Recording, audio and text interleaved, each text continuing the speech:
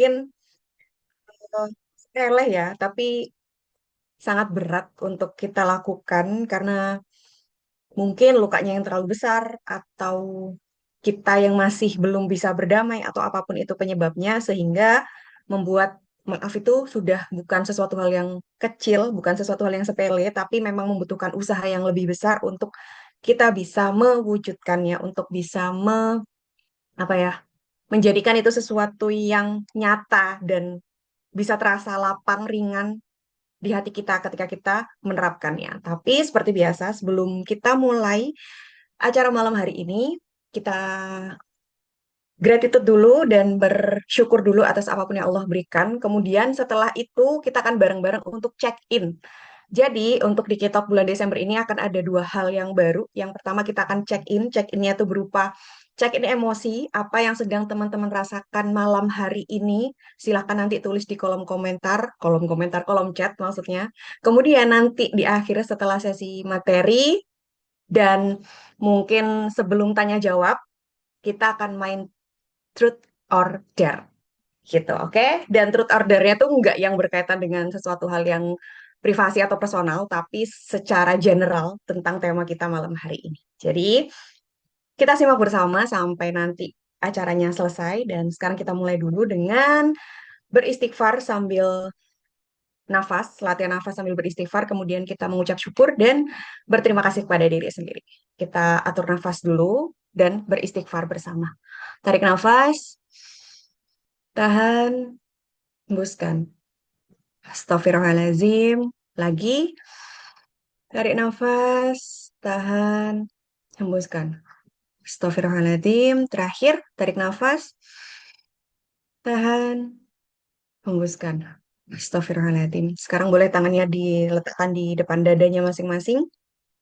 Kita bersyukur bersama-sama atas apapun yang Allah berikan kepada kita hari ini. Bismillahirrahmanirrahim. Ya Allah, alhamdulillahirrahmanirrahim. Terima kasih atas nikmat yang kau berikan padaku hari ini ya Rob. Nikmat sehat, nikmat hati yang tenang, nikmat makanan yang banyak berlimpah dan mengenyangkan, nikmat harta yang halal, nikmat iman Islam, nikmat hidayah, nikmat kondisi yang aman, tentram, dan menenangkan, nikmat keadaan yang lapang, nikmat kehidupan yang baik, nafas yang berhembus dengan nikmat, dengan nyaman, kaki yang bisa berjalan sesuai dengan fungsinya, seluruh anggota badanku dan organ tubuhku yang bekerja sesuai dengan fungsinya. Terima kasih ya Rob untuk segala nikmat yang Engkau berikan padaku hari ini, pertemuan dengan orang-orang baik, pertemuan dengan manusia-manusia yang mengarahkanku pada kemudahan-kemudahan. Terima kasih untuk pertolongan yang Engkau berikan melalui siapapun hamba pilihan-Mu yang Engkau hadirkan ke dalam hidupku. Terima kasih juga untuk segala kenyataan-kenyataan yang Engkau titipkan padaku, entah itu aku sanggup menjalaninya atau masih berat untuk melaluinya. Terima kasih karena mempercayakan itu semua kepadaku. Aku yakin selalu ada kebaikan di balik itu semua. Aku percaya Engkau akan membantuku, menolongku, menemaniku, dimanapun, kapanpun, dalam proses apapun. Ya Allah, terima kasih untuk segala hal indah yang Kau titipkan sepanjang hidupku sampai hari ini. Alhamdulillahirrahmanirrahim. Sekarang kita butterfly hug. Kita peluk diri kita dan mengucapkan terima kasih kepada diri kita sendiri. Wahai diriku, boleh sebut namanya masing-masing. Terima kasih sudah bertahan hari ini. Terima kasih untuk kerja kerasnya hari ini. Terima kasih untuk hal baik yang kamu lakukan hari ini, ucapan baik yang kamu sampaikan kepada siapapun. Terima kasih. Terima kasih untuk pemberian apapun yang kamu berikan dengan tulus, dengan ikhlas kepada siapapun tanpa membalas dan meminta balas kepada siapapun. Terima kasih karena berlapang dada dengan apapun yang kamu hadapi hari ini. Terima kasih mau sabar dengan segala penantian yang kamu tunggu sejauh ini. Terima kasih karena tidak menuntut apapun pada Allah, pada kehidupanmu. Terima kasih tidak memaksa siapapun untuk selalu ada untukmu.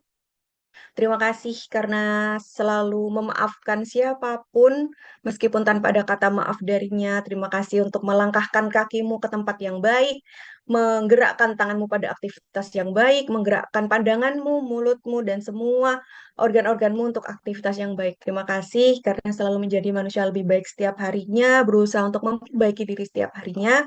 Aku tahu banyak hal yang tidak mudah untuk kamu lalui, tapi terima kasih untuk selalu bertahan, selalu kuat, selalu semangat, selalu menghadapi semuanya dengan penuh keimanan, dengan penuh keyakinan, dengan penuh kebaikan, dan kamu percaya bahwa Allah akan membantumu sampai titik akhir perjalanan terbaikmu. Terima kasih diriku, aku menyayangimu lebih dari siapapun, aku mempercayaimu lebih dari siapapun. Oke, Alhamdulillah. Terima kasih untuk gratitude dan ucapan syukur self love-nya malam hari ini. Dan sebelum kita mulai untuk pembahasan, kita boleh, teman-teman boleh yang hadir malam hari ini untuk check in dengan menuliskan di kolom chat semuanya ya, tanpa absen, tanpa tanpa kecuali apa yang sedang teman-teman rasakan malam hari ini. Karena itu yang akan menjadi bukti check in kita di kegiatan malam hari ini. Sesederhana kayak misal aku lagi sedih, udah gitu aja. Aku alhamdulillah happy aja nih gitu.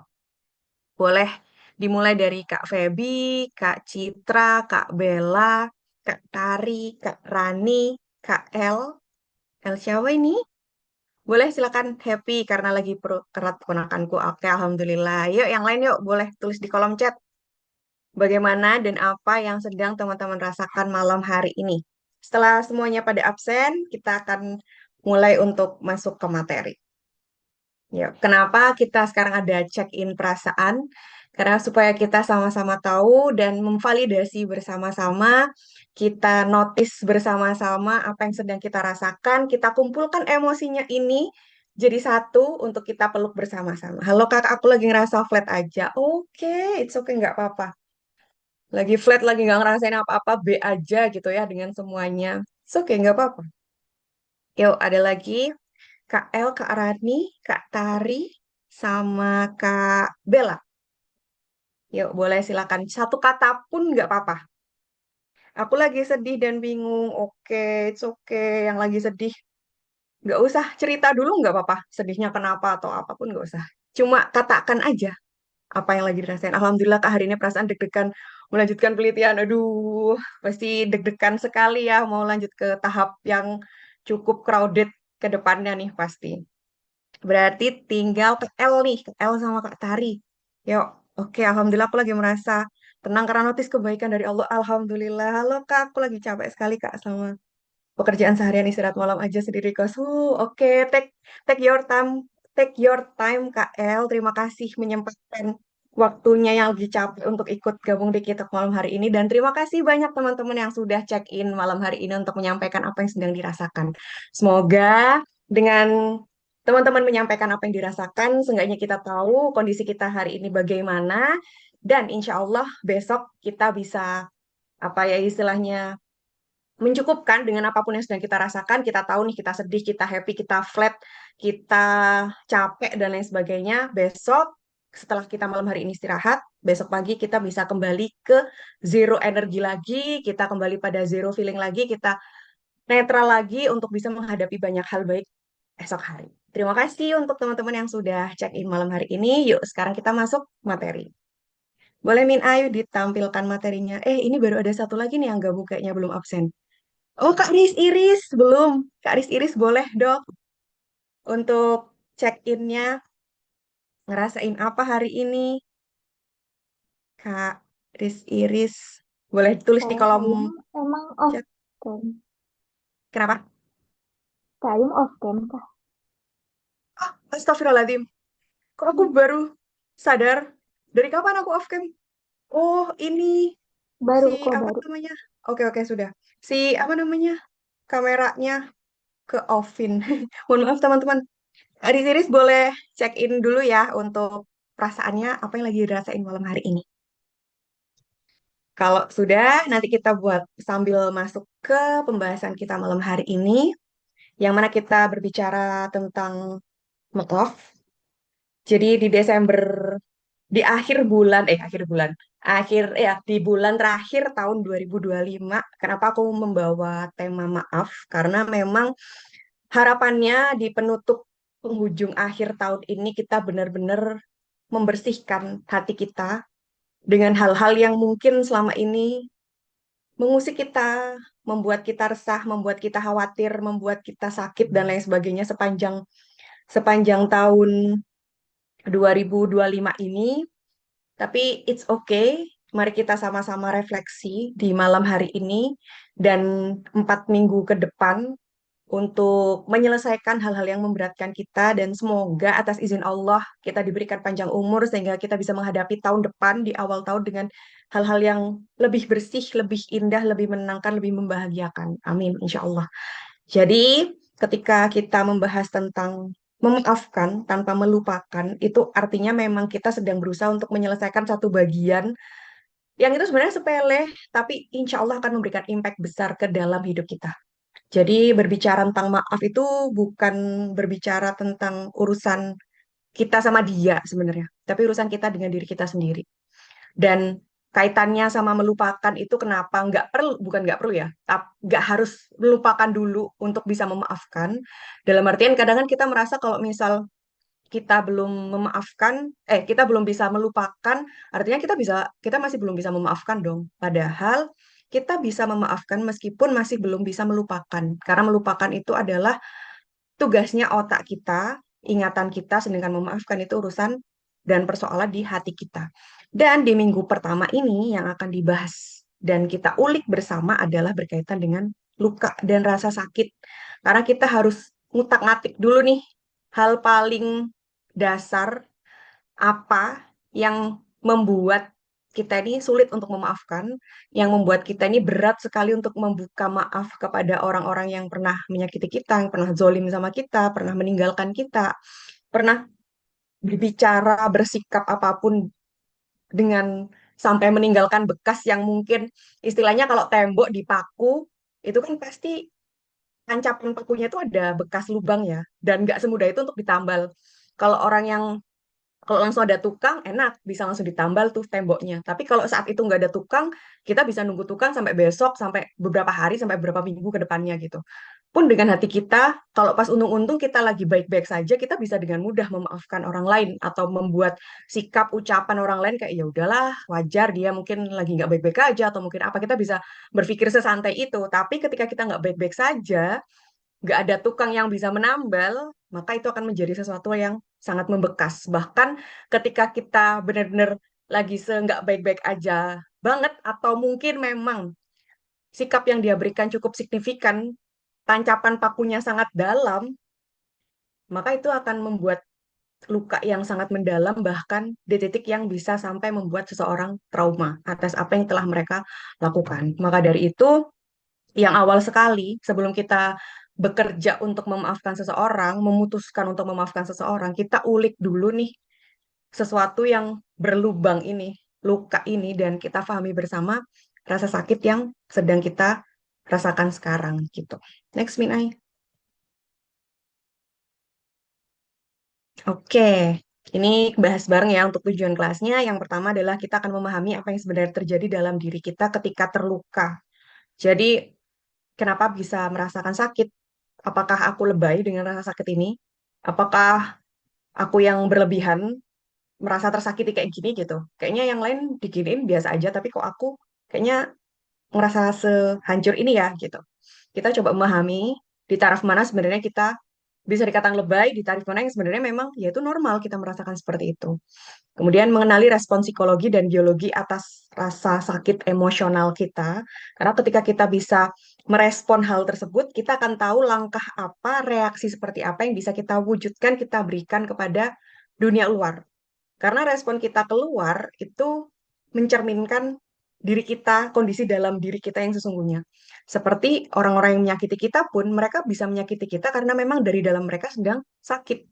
Maka dari itu ketika kita sedang merasa sakit karena disakiti orang lain, kita bisa mengelola, kita bisa mencari respon terbaik supaya kita tidak menyakiti orang lain meskipun kondisi kita mungkin sekarang sedang sakit. Kemudian melihat luka dari sudut pandang spiritual dan keimanan gitu. Jadi secara keagamaan kita di Islam itu luka itu kayak gimana gitu. Menemukan cara memproses, bukan menekan atau melupakan. Jadi luka itu kan bisa diobatin. Setiap luka Allah sudah menjelaskan juga ya setiap sakit itu pasti ada obatnya. Gak cuma sakit fisik, sakit batin, psikis, sakit apapun yang nggak terlihat sekalipun itu pasti ada obatnya. Pasti ada jalan sembuhnya, ada jalan pulihnya. Dan tinggal kita saja sebagai hamba, sebagai makhluk untuk mencari jalan, mencari proses yang bisa kita tempuh untuk menyembuhkannya.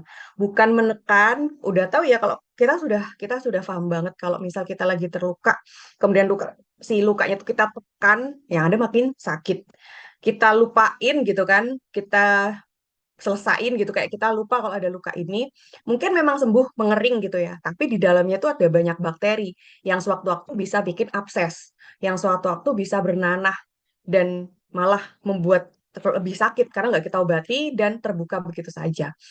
Dan yang terakhir adalah membangun fondasi pemaafan yang sehat dan realistis. Jadi nggak sekedar, oke aku udah maafin, baik gitu, cut off, selesai gitu. Tapi kita juga gimana caranya supaya maafnya tuh ya benar-benar kita memaafkan dari dalam hati yang paling dalam, karena memang mengetahui bahwa sesama manusia ada salah dan lain sebagainya. Dan ketika mengingatnya, kita tidak lagi tertrigger sejauh seperti sebelumnya. Bagaimana caranya untuk memproses dan pada akhirnya kita bisa memiliki fondasi itu, insya Allah kita akan bahas bareng-bareng untuk di kelas ini sampai 4 minggu ke depan. Untuk teman-teman yang baru gabung di minggu ini aja, nggak apa-apa nanti bisa gabung untuk di minggu depan dan minggu-minggu berikutnya. Next, Minai. Oke, sekarang kita berbicara apa itu luka emosional atau luka hati ya. Sebenarnya lebih ke sakit hati sih. Pokoknya luka yang nggak terlihat, kayak kalau luka fisik kan kita lihat ya ada goresan apapun itu kita bisa lihat. Tapi luka yang nggak bisa terlihat ya bisa kita katakan sebagai luka emosional. Karena memang kondisi psikis kita yang terusik, psikis kita yang tersakiti. Menurut psikologi, luka emosional itu adalah reaksi psikologis ketika kebutuhan dasar kita itu dikhianati. Dalam konteks ini, kebutuhan dasar manusia itu kan ada kebutuhan dicintai, dipercaya, dihargai, merasa aman, dipilih. Itu kan kebutuhan-kebutuhan apa ya, secara psikologis kita gitu. Dan kebutuhan itu ternyata ada seseorang yang menciderainya, menggoreskan sesuatu hal darinya. Dan konteksnya itu pasti juga berupa psikologi juga. Tingkah laku dari psikologis dia yang akhirnya menyebabkan psikologis kita tergeser. Seperti kondisi fisik seseorang apa kondisi fisik kita yang tergores oleh benda fisik juga konteksnya sama tapi di sini kondisinya adalah psikologi dan ini nggak hanya tentang dibohongi tapi juga ketika kita dimanipulasi kita diomongin nggak baik atau mungkin kita lagi diremehkan diremehkan itu kan adalah kondisi di mana kita penghargaan kita, harga diri kita itu disepelekan, dicederai juga pada akhirnya. Jadi ini konteksnya nggak hanya tentang pengkhianatan dari pasangan atau mungkin apapun itu ya, tapi benar-benar semua hal yang kebutuhan psikologis dasar kita itu diciderai, dilukai, yaitu kita otomatis menjadi atau merasakan luka emosional. Dan itu adalah sesuatu hal yang wajar.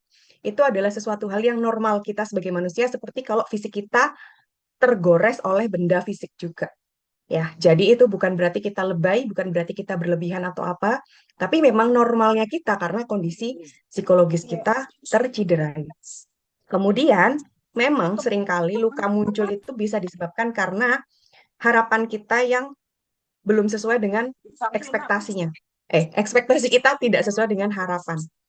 Jadi, misal nih, kita berusaha untuk Lagi melakukan makan sesuatu nyam-nyam hal. bukan diore, lagi video call, langsung dimukakan mukanya. Satu beda. Kak Citra, oke, terima kasih.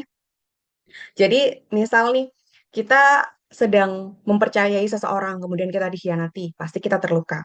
Kita sedang jatuh hati nih kepada seseorang gitu. Ternyata kita baru tahu kalau kita tuh lagi dimanipulasi. Kita lagi dipermainkan perasaannya, kita seakan-akan dibikin apa ya, butuh dan berharap sama dia, tapi kemudian kita di silent treatment.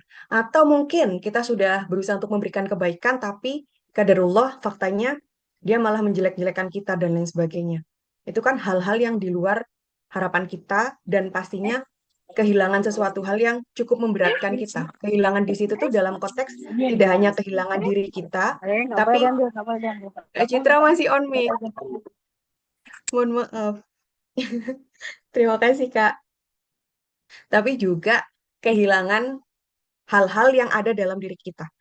Jadi yang membuat ketika kita apa ya, membuat luka psikologis itu cukup berat untuk kita rasakan, untuk kita hadapi itu adalah karena tidak hanya disebabkan oleh orang lain yang menyakiti kita, tapi juga bagian diri kita itu ada yang hilang ketika disakitin. Entah itu percaya dirinya, entah itu harga dirinya, entah itu apa ya istilahnya, kayak self esteemnya, bahkan kita mungkin merasa kita nggak pantas untuk kita memang pantas untuk diperlakukan seperti itu, kita pantas untuk ditinggalkan, kita pantas untuk diremehkan dan lain sebagainya. Jadi yang membuat kita sulit menghadapi kemudian menyembuhkan luka batin, luka emosional yang terjadi dalam hidup kita bukan karena orang lain yang menyakiti kita saja, tapi karena ada bagian diri kita yang juga hilang, ada bagian diri kita yang poranda kemana-mana ketika hal itu terjadi gitu. Sehingga itu rasanya berat sekali dibandingkan rasa sakit di fisik. Karena kalau sakit fisik ya udah kita udah kelihatan sakitnya, kemudian mungkin kita bisa cari obatnya melalui apotek atau ke rumah sakit dan lain sebagainya, kita tanya ke dokter dan lain sebagainya, lebih mudah dibandingkan rasa sakit kondisi psikis kita atau mental kita. Kemudian ditambah lagi otak kita itu memperlakukan rasa sakit emosional itu seperti rasa sakit fisik dan itu kerasa banget sakitnya. Emang sesakit itu bahkan mungkin teman-teman ngerasa pernah mungkin pernah ya ada dari kita yang di titik ketika dia sedang disakiti atau mungkin mendapat perlakuan yang nggak baik dari orang lain, benar sih kecewa ya pasti ya. Kemudian kayak pengen nangis bahkan langsung merasa kayak aku seharusnya nggak diperlakukan kayak gini gitu. Tapi di balik itu semua, di belakang itu semua, ketika kita sendirian dan lain sebagainya, kemudian teringat, tertrigger dengan sikap orang itu, kayak langsung sakitnya tuh benar-benar nyerang dan bikin badan semuanya tuh sebadan-badan tuh sakit semua gitu. Kayak langsung otomatis bereaksi seperti itu. Atau mungkin ada di titik yang teman-teman ketika sedang merasa sakit hati dengan sesuatu, kemudian sampai menyerang fisiknya, ada yang sampai asam lambung, sampai sakit kepala, sampai pundaknya ngerasa sakit dan lain sebagainya. Itu udah menuju ke ciri-ciri psikomatis. Tapi di luar itu semua, karena memang otak kita tuh mengajak kita untuk merasakan sakit itu gitu. Ironisnya seperti itu. Makanya kenapa ketika memaafkan seseorang itu nggak hanya terasa berat ya, terasa sangat berat dan kayaknya susah sekali, karena memang konteksnya tuh seberat itu, sebesar itu ke diri kita gitu. Luka yang disebabkan oleh orang lain, entah itu disengaja nggak sengaja, ketika itu men-trigger kita dan kondisi kita sedang nggak baik-baik saja, atau bahkan memang perlakuan mereka yang tidak sepantasnya, sampai meninggalkan trauma dan lain sebagainya, itu nggak sesederhana itu untuk apa ya, akhirnya berada dalam diri kita gitu. Makanya kenapa ada dari kita yang mungkin merasa susah untuk memaafkan, atau mungkin nggak mau untuk memaafkan sampai kapanpun akan aku ingat-ingat terus dan lain sebagainya. Wajar sekali, karena memang impact-nya tuh ke diri seseorang itu memang sebesar itu. Untuk kondisi psikis kita ketika sakit. Dan beda orang, otomatis beda juga responnya kan. Beda orang, beda juga penerimaan dari rasa sakit tersebut.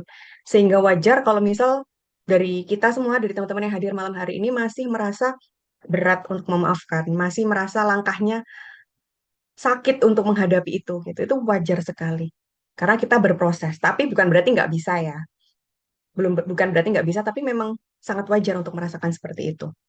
Jadi wajar itu masih terasa sakit dan itu bukan berlebihan. Bukan karena teman-teman kurang iman, bukan karena kurang kuat, tapi memang karena ya sesakit itu gitu. Sekarang boleh lanjut, Minai. Oke, nah, respon tubuh kita ketika terluka ini udah apa ya? Ini udah tahapan-tahapan yang memang sudah template ketika seseorang sedang grieving, sedang kehilangan, sedang merasa sakit, sedang apa ya, yang menghadapi rasa sakitnya, itu tuh ini sudah template secara psikologi ini seperti ini. Yang pertama pasti shock dan denial. Jadi ketika menghadapi sesuatu hal yang menyakitkan, dia akan kaget kayak, hah? Dia pasti akan nge-freeze dulu atau mungkin bengong atau mungkin langsung ada yang juga yang langsung nangis-nangis juga ketika menghadapi itu atau mungkin diem tapi di sini tuh ngerasa sesek dan lain sebagainya. Itu hal yang wajar. Karena memang fasenya manusia untuk pertama kali menghadapi rasa sakit itu pasti akan shock ketika melihat, mendengar, menyadari hal-hal yang menyakitkan. Kemudian yang kedua dia akan marah. Sinyal di otak mulai kasih warning. Ada sesuatu hal yang bikin kamu ngerasa nggak nyaman dan sakit. Alarm marahnya, hormon kortisolnya aktif. Mulai stres, ada panggilan, kemudian respon kita akan marah. Ada yang marahnya itu langsung memberontak di saat kejadian. Ada juga marahnya yang terjeda beberapa saat, kemudian mengumpat dan lain sebagainya. Ada juga yang marahnya sampai sambil nangis-nangis, teriak-teriak dan lain sebagainya. Tapi pasti akan ada di fase itu. Ada juga yang marahnya itu bikin story-story, marah-marah dan lain sebagainya. Ada juga yang marahnya macam-macam. Setiap dari kita punya respon dan coping untuk marahnya masing-masing. Dan itu adalah hal yang wajar. Kemudian setelah marah, sudah puas nih untuk meluapkan amarahnya, kemudian memasuki bargaining atau mencoba untuk apa ya istilahnya berandai-andai. Seandainya aku kemarin nggak kayak gini, mungkin ini nggak akan terjadi. Harusnya kemarin kayak gini nggak sih supaya dia nggak kayak gini. Kayaknya ada yang salah deh sama aku, makanya dia seperti ini. Jadi mulai berasumsi-asumsi untuk membuat seakan-akan itu semua harusnya nggak akan terjadi kalau aku nggak melakukan hal ini. Jadi kita berusaha untuk mencari pembenaran atau apa ya istilahnya membuat sebuah kondisi atau asumsi di pikiran kita, membuat narasi di pikiran kita bahwa seandainya saja kalau ini kayak gini mungkin ini nggak akan terjadi. Karena memang respon diri kita setelah marah ternyata nggak berubah gitu loh. Karena respon semua ini adalah respon kita ketika menghadapi rasa sakit yang itu nggak bisa dirubah. Dan siapa sih yang mau berhadapan dengan rasa sakit? Gak ada satu orang pun di dunia ini yang mau berhadapan dengan rasa sakit. Jadi ketika kita tahu itu sakit, tubuh kita untuk melindungi kita itu memberikan langkah-langkah seperti ini. Jadi fungsinya ini sebenarnya memang cara Allah juga untuk melindungi kita dan menyadarkan kita untuk membuat kita berproses. Tapi seringkali ketika seseorang dalam kondisi yang apa ya, tidak sadar, tidak aware, ada beberapa yang dia pada akhirnya di tahap-tahapan ini tuh berlebihan sampai akhirnya sulit untuk kembali netral ke dalam dirinya sendiri gitu. Kayak misal dalam kondisi shock atau denial, dia benar-benar nggak bisa memproses dan nggak menyadari itu. Dia benar-benar bingung sampai hilang arah, kemudian mengarahkan kepada hal-hal yang negatif, entah itu dengan jalan-jalan zina atau apapun itu yang nggak baik gitu, atau mungkin marahnya dengan cara yang nggak baik juga, yang pada akhirnya mempermalukan dirinya sendiri atau apapun itu istilahnya. Bergening pun dia beranggapan kayak berandai-andai kalau saja dan lain sebagainya. Ketika nggak sadar, ketika dia mulai menjauh dari dirinya sendiri, dia mencari pelarian, maka berandai-andai yang dia ciptakan adalah dia berusaha untuk mengkonfirmasi ulang ke yang bersangkutan, berusaha untuk mengejar jawaban, mencari pembenaran, memastikan bahwa sebenarnya ini masih bisa dibenerin dan lain sebagainya. Karena memang itu cara kita untuk kabur, bukan kabur ya istilahnya, tapi untuk nggak mau berhadapan dengan rasa sakit ini gitu loh. Ini terlalu sakit dan aku nggak siap untuk melihat ini, nggak siap untuk menghadapi ini. Maka tahapan-tahapan ini yang bisa aku jalani gitu. Tapi ketika kita sadar dengan tahapan-tahapan ini, kita akan pelan-pelan bisa memproses itu dan kita bisa berdamai dengan itu pada akhirnya. Karena setiap orang yang dia adalah manusia, fasenya pasti akan melalui fase ini semua ketika dia merasakan sakit atau kehilangan sesuatu.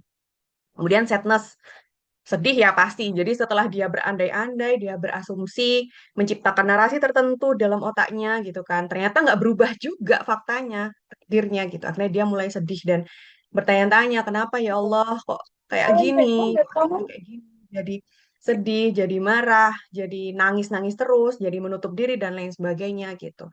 Tapi at the end, pada akhirnya setelah pergulatan, setelah berulang kali mencoba, setelah berulang kali berusaha untuk apa ya saya menghadapi dan berhadapan dengan rasa sakit tersebut pada akhirnya bisa kayak citra Mas Gami. Pada akhirnya dia bisa menerima. Jadi at the end setiap dari kita karena ini juga sudah ada teorinya. Jadi memang ini sudah rumus pastinya yang sudah diteliti, maka sudah pasti kita akan melalui fase ini. Jadi, ketika kita menghadapi rasa sakit, menghadapi kehilangan, rasa sakit bentuk apapun sekalipun omongan ya, sesepele omongan orang lain yang mungkin nyakitin kita, yang itu ngeremehin kita pasti akan menghadapi ini semua. Kita akan melalui fase-fase ini dan itu adalah fase yang normal selama kita berhasil untuk mendudukkan diri kita dengan fase-fase ini semua. Kenapa pada akhirnya aku membahas ini semua? Karena supaya Kalau kita udah semakin berapa kali ya? supaya kita bisa supaya Lagi-lagi Min Ai ke slide selanjutnya tadi. Next lagi Min Ai. Oke. Kenapa aku pada akhirnya menggarisbesari beberapa tahapan-tahapan ini? Karena supaya kita notice, supaya kita sama-sama aware bahwa itu normal ketika kita memasuki fase-fase ini semua, ketika kita sedang berada di hal-hal atau situasi tertentu dalam kondisi kita yang itu berkaitan dengan luka, kita sedang tersakiti secara emosional, menghadapi ini semua itu wajar, yang penting kita bisa berduduk dan berdamai dengan ini semua gitu. Kita sadar bahwa kita tuh sedang merasakan ini semua gitu. Semakin kita sadar bahwa sekarang kita sedang di tahapan-tahapan ini, semakin kita juga lebih mudah untuk nggak kabur dari rasa sakit itu. Karena salah satu jalan, salah satu alasan kenapa kita sulit untuk memaafkan seseorang, karena kita masih belum mau menghadapi rasa sakit itu. Bagaimana kita bisa memaafkan orang yang nyakitin kita kalau kita nggak mau melihat rasa sakit yang sedang kita rasakan? Dan sebagian besar dari kita memang nggak pernah berani untuk menghadapi atau melihat rasa sakit itu. Kenapa? Karena ya sangat menyakitkan dan membuat diri kita, bagian diri kita, ego kita tuh nggak terima bahwa kita lagi disakitin. Gitu. Kita sedang merasa sakit. Ego kita itu nggak terima. Itulah kenapa kita nggak mau melihat rasa sakit itu.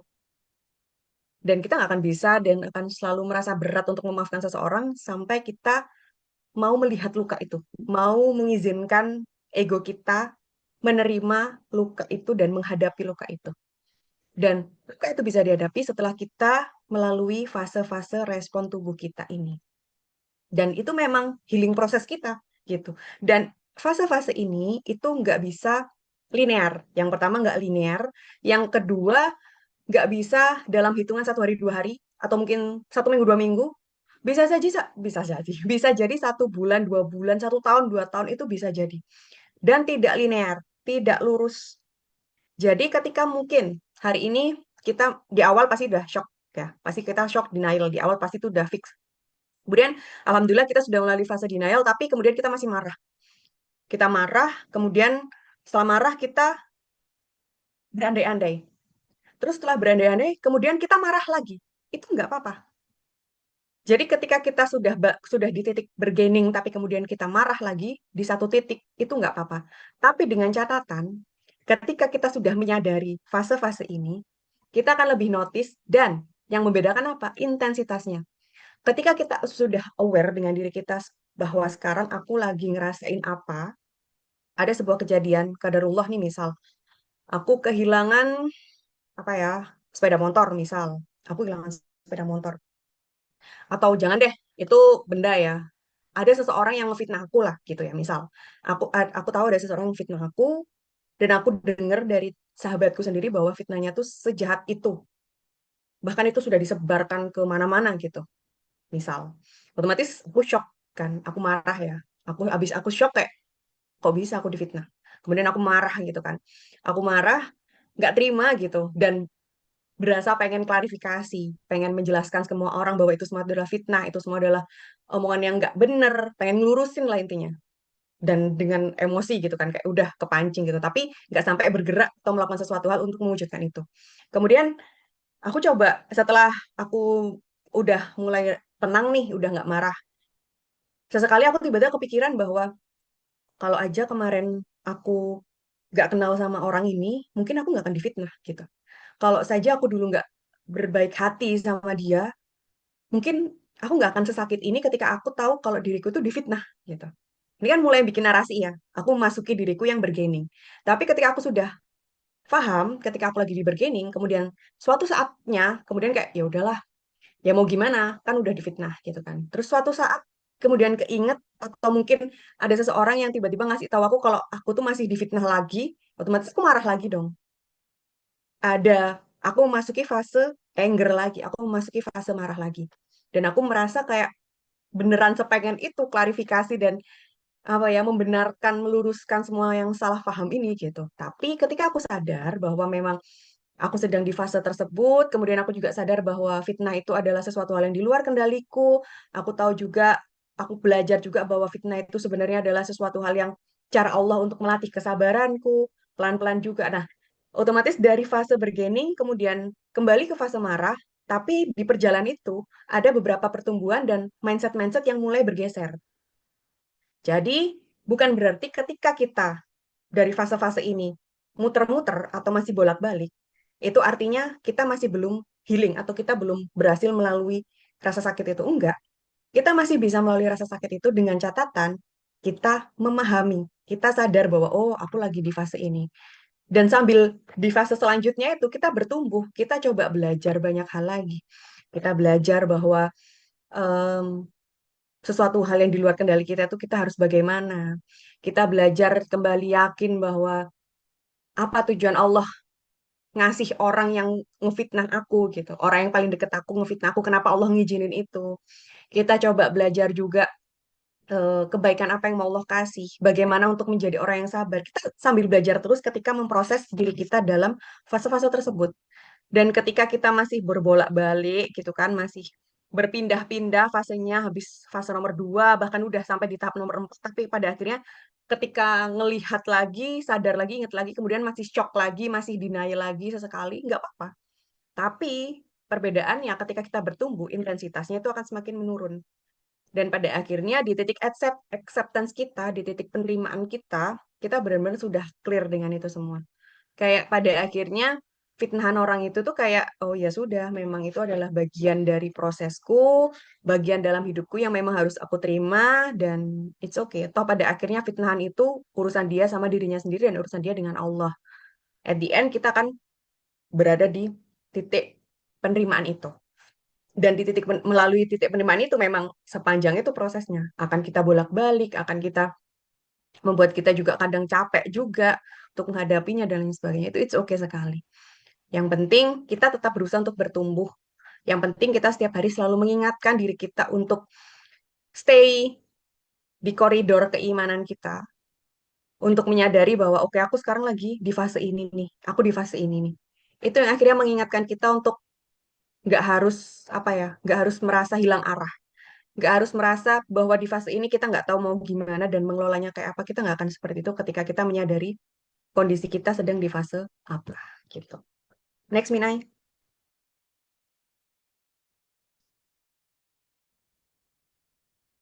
Boleh lanjut, Minai?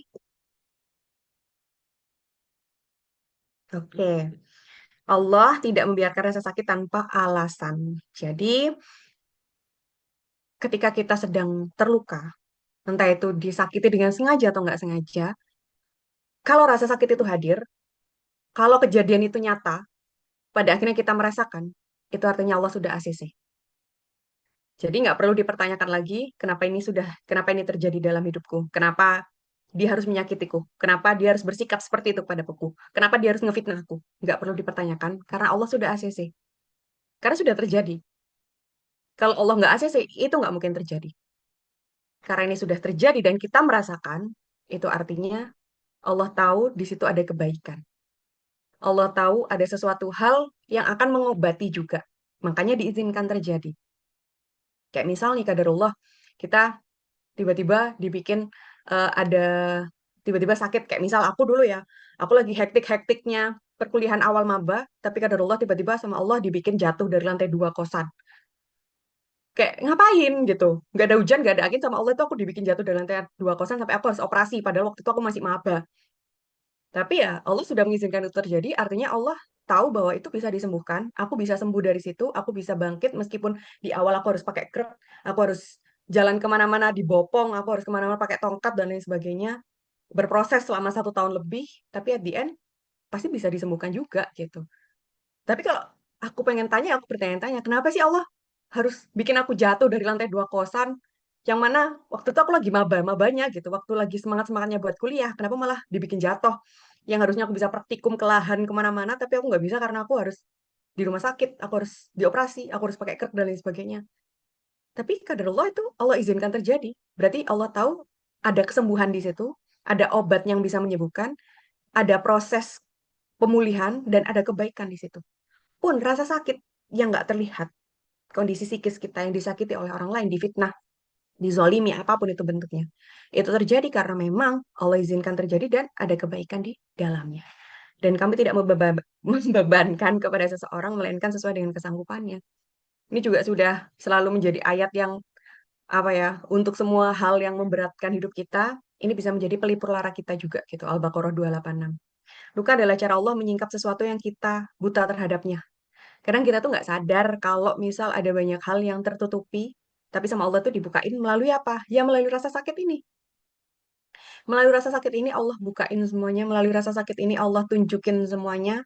Sakit memang, tapi begitulah cara Allah buat nunjukin ke kita bahwa ada sesuatu hal yang kita nggak tahu. Keterbatasan kita yang memang nggak tahu itu gitu kita. Sedangkan Allah tahu semuanya. Kemudian kesabaran itu bukan berarti pasif, bukan berarti kita diem, nggak apa-ngapain kayak ya udah sabar, sabar gitu. Tapi kita harus ada ikhtiar untuk mengelola rasa kita dengan sadar dan nggak nyalahin, nggak nuntut takdir kenyataan apalagi Allah. Tapi kita berproses dengan rasa sakit itu. Kita berproses dengan perasaan kita, dengan pikiran kita, dengan diri kita proses semuanya tanpa mengubah hal-hal yang di luar dari diri kita, di luar dari yang bisa kita kendalikan. Karena yang bisa kita utak-atik adalah diri kita sendiri. Perasaan kita, pikiran kita, kemudian tubuh kita, hidup kita, semua yang masih dalam kendali kita itu kita bisa utak-atik. Tapi di luar kita, entah itu takdir, entah itu orang yang nyakitin kita, entah itu apapun yang di luar diri kita tuh nggak bisa kita utak-atik. Jadi sabar itu bukan berarti kita nggak ngapa-ngapain, tapi kita ngapa-ngapain ke diri kita sendiri sambil pada akhirnya ya sudah nggak usah yang gimana-gimana yang keluarnya gitu. Dan memaafkan itu sebenarnya adalah ibadah juga. Jadi kita bisa mengatakan ya kalau misal segala sesuatu hal yang mungkin tidak kita lakukan secara fisik, tapi secara hati kita, itu kita juga bisa mengatakan bahwa itu ibadah dan insya Allah akan bernilai pahala. Memaafkan seseorang, bersabar, kemudian bersyukur, kemudian ikhlas, itu semua berat kan? Tapi itu selalu ada nilai pahalanya. Selama kita melakukan itu semua karena Allah. Kita bersabar nih dengan sebuah penantian. Menanti jodoh, menanti momongan, menanti kerjaan, dan lain sebagainya. Yang berkaitan dengan penantian-penantian. Itu kan ada kesabaran di dalamnya. Itu ada nilai pahala juga gitu. Pun dengan memaafkan seseorang, ketika kita memutuskan untuk mau memaafkan seseorang, niat dulu aja. Kalaupun memang nggak harus dimaafkan banget ya, kayak tiba-tiba aku masih belum mau memaafkan dia, tapi aku insya Allah aku pengen banget maafin dia, tapi belum sekarang. Gak apa. Niat pun insya Allah tercatat pahala sama Allah gitu. Selama kita mau meniatkan itu untuk Allah, untuk ketenangan hati kita. Supaya kita disayang sama Allah, supaya Allah ridho sama kita. Dan hendaklah mereka memaafkan dan berlapang dada, apakah kamu tidak ingin Allah mengampunimu? Karena ya kita tahu bahwa Allah Maha Pengampun, maka ya sudah kita juga memaafkan aja gitu pada orang lain, meskipun nggak sekarang. Niat dulu aja yang penting, gitu. Next, Min Ai. Kenapa luka harus dipahami, bukan disembunyikan, ditekan, apalagi diabaikan? Seperti tadi ya di awal aku menyampaikan bahwa ketika ada luka, kalau ditekan kencang itu semakin sakit. Diabaikan, ya memang mungkin udah kering, cuma dalamnya nggak tahu ternyata ada bakteri banyak, kemudian meninggalkan abses, sampai bikin bernanah dan lain sebagainya. Apalagi sosokan buat ditutup pakai kain gitu ya, bukan pakai perban yang steril dan lain sebagainya gitu. Kita berusaha untuk biar nggak kelihatan gitu, biar kita tutupi kayak seakan semuanya baik-baik saja, nggak ada luka, nggak ada apa-apa yang mengganggu di tangan kita gitu. Semakin kita sembunyikan, semakin kita tekan, semakin kita nggak hadapi, semakin nggak kita obati, ya akan lama proses penyembuhannya. Pun dengan luka hati kita sama gitu, karena dia nggak diproses, itu pada akhirnya akan membawa kita pada trauma. Kita tahu sendirilah dewasa ini banyak hal yang kita hadapi yang pada akhirnya membuat respon kita itu apa ya istilahnya berbeda dari orang pada umumnya. Misal nih, ketika ada seseorang yang kita lagi makan ya di sebuah restoran gitu sama teman-teman kita nih, misal 3 atau 4 orang gitu. Dari 3 orang ini makanannya datangnya lama semua ya makanannya. Nah, kemudian makanan datang bersamaan setelah nunggu hampir setengah jam misal. Dari 3 orang ini, respon ketika makanannya datang setelah nunggu setengah jam itu berbeda-beda. Ada yang dia setelah makanan datang kayak "Ah, alhamdulillah akhirnya bisa makan gitu. Akhirnya bisa menikmati juga setelah sekian lama gitu. Ada yang responnya seperti itu. Tapi ada juga yang dia merespon kayak, duh, kok lama banget sih Mas, Mbak? ini kenapa kok bisa selama ini? Saya udah lapar dari tadi nungguin dan lain sebagainya. Kenapa nggak dari tadi keluarnya? Kita lo antrinya udah dari tadi, kita udah lebih duluan daripada mereka gitu. Kita udah duluan, kenapa kok bagian kita lama? Ada yang responnya seperti itu. Ada juga yang responnya ya udah be aja. Dia dongkol sebenarnya, dia kesel. Saking keselnya sama dia ya udah langsung makan aja. Nggak panjang gitu. Kayak dia emang pengen makan tapi sebenarnya dia kesel. Karena makanannya nggak datang-datang, dia sakit hati banget gitu. Udah nungguin lama gitu, tapi ya dia bodo amat dan dia berujung diem terus makan aja. Yang pada akhirnya membuat suasana jadi hening, jadi nggak nyaman, jadi nggak seru dan lain sebagainya. Responnya berbeda. Padahal tiga orang sama, maksudnya bukan sama sih, tiga orang dengan kondisi dan keadaan yang bersamaan gitu. Sebuah pertemanan gitu kayak circle tapi kondisinya tuh barengan tapi responnya beda. Kenapa? Karena tiga orang ini terbentuk dalam kondisi yang berbeda di masa lalunya, dari lingkungannya, dari keluarganya dan lain sebagainya, sehingga itu membentuk seseorang dengan respon yang berbeda-beda untuk menghadapi sesuatu hal dewasa ini. Itulah yang disebut dengan trauma. Trauma itu enggak serta-merta hanya sesuatu hal yang bikin kita takut dengan sesuatu ya. Trauma itu maknanya sangat luas dan sangat besar. Jadi nggak bisa kita spesifikkan kayak misal aku trauma sama balon, aku trauma dengan hantu, aku trauma dengan badut dan lain sebagainya. Nggak hanya cuma itu aja trauma. Makna trauma itu sangat luas dan perbedaan respon seseorang terhadap sebuah peristiwa yang terjadi dalam hidupnya itu juga bisa menjadi respon trauma yang pernah dihadapi di masa lalu. Karena setiap dari kita dulu kan kita waktu kecil kita nggak punya pilihan untuk apa ya istilahnya kabur atau bahkan menyembuhkan luka kita yang disebabkan oleh lingkungan, keluarga, atau siapapun yang dulu membentuk kita waktu kita masih masa-masa bertumbuh. Sehingga dewasa ini pada akhirnya kita terbentuk menjadi manusia yang ya sudah, kita harus menyelesaikan itu sekarang gitu. Dan tidak hanya sekedar itu, dewasa ini pada akhirnya ternyata kadarullah. Allah menitipkan kita dengan kehidupan yang dar der dor, kehidupan yang kita nggak tahu bahwa pada akhirnya ada kejadian-kejadian seperti ini. Akhirnya nambah lagi lah luka, nambah lagi lah rasa sakit, nambah lagi lah trauma-trauma kecil. Dan kalau itu nggak kita sembuhkan satu persatu, kalau nggak itu kita selesaikan satu persatu, maka itu akan menambah trauma-trauma lagi di masa depan. Itu akan menambah lagi rasa sakit di masa depan. Gitu. Maka dari itu sekarang ketika kita mendapat satu luka, dan nggak heran juga kalau misal kita menghadapi satu luka, kita menghadapi satu rasa sakit, itu akan menarik kita pada rasa sakit lainnya di belakang sana. Nggak heran. Karena memang sistemnya seperti itu berjalannya. Dan itulah cara Allah juga menunjukkan bahwa kita berhak untuk pulih. Kita berhak untuk menyembuhkan diri kita berhak untuk kehidupan yang lebih baik, kondisi hati, kondisi pikiran, kondisi hidup kita yang lebih baik. Allah lagi pengen bawa kita ke arah sana. Jadi it's okay sekali untuk menghadapi itu, meskipun berat, tapi selalu worth it untuk kita hadapi kok. Gitu. Kemudian luka itu kalau diingkari itu pasti akan jadi kemarahan. Orang yang ngediemin lukanya itu pasti akan menjadi bom waktu pada akhirnya. Aku dulu pernah ada kenalan. Astagfirullahaladzim, kaget. Aku dulu pernah ada kenalan, dia abai dengan rasa sakitnya. Dia diapa-apain, ya ya iya aja gitu. Dia melanjutkan hidupnya kayak seakan-akan luka itu nggak pernah ada. Padahal jelas-jelas dia berulang kali disakitin, dilukai, ya tapi cuma kayak ya udah dia marah, dia sedih, udah selesai. Tapi dia nggak mencari akar, dia nggak berusaha untuk menyelesaikan, nggak berusaha menghadapi. At the end apa? Dia menjadi seseorang yang menjadi monster. Dia menjadi seseorang yang sangat apa ya, memberikan impact besar, tapi impact besarnya itu secara negatif kepada orang lain. Bom waktunya seperti itu. Karena dia abai dengan apa yang sedang dia rasakan, rasa sakit yang sedang dia rasakan. Kemudian kalau ditahan, itu bisa menjadi dendam, bahkan trust issue. Kalau kita nahan terus gitu, kayak kita tekan terus lukanya gitu ya, rasa sakitnya, kita akan dendam pada orang tersebut. Orang yang nyakitin kita bakal dendam dan bahkan menjadikan diri kita nggak mudah percaya sama orang lain. Kayak, ya itu tadi kalau teman-teman sekarang tahu, banyak orang yang selalu bilang, alah itu nanti bakalan pret pada waktunya gitu. Itu juga nanti bakalan pret pada akhirnya gitu kan. Itu karena seseorang yang berulang kali atau mungkin sedang berproses untuk menghadapi lukanya tapi masih belum seutuhnya selesai, belum seutuhnya untuk benar-benar bisa menerima lukanya sehingga dia masih belum bisa membuat dirinya percaya pada siapapun. Sekalipun itu orang lain yang nggak ada bersinggungan sama dia gitu. Tapi dia sudah bisa memberikan label bahwa orang lain itu bakalan pret gitu. Padahal dia nggak ada irisan apapun sama orang tersebut, nggak ada irisan apapun pada hubungan orang lain gitu. Tapi karena dirinya masih belum seutuhnya berhadapan dengan rasa sakitnya, sehingga dia pada akhirnya melihat hubungan orang lain itu juga bakalan pret seperti apa yang sedang dia hadapi kemarin gitu.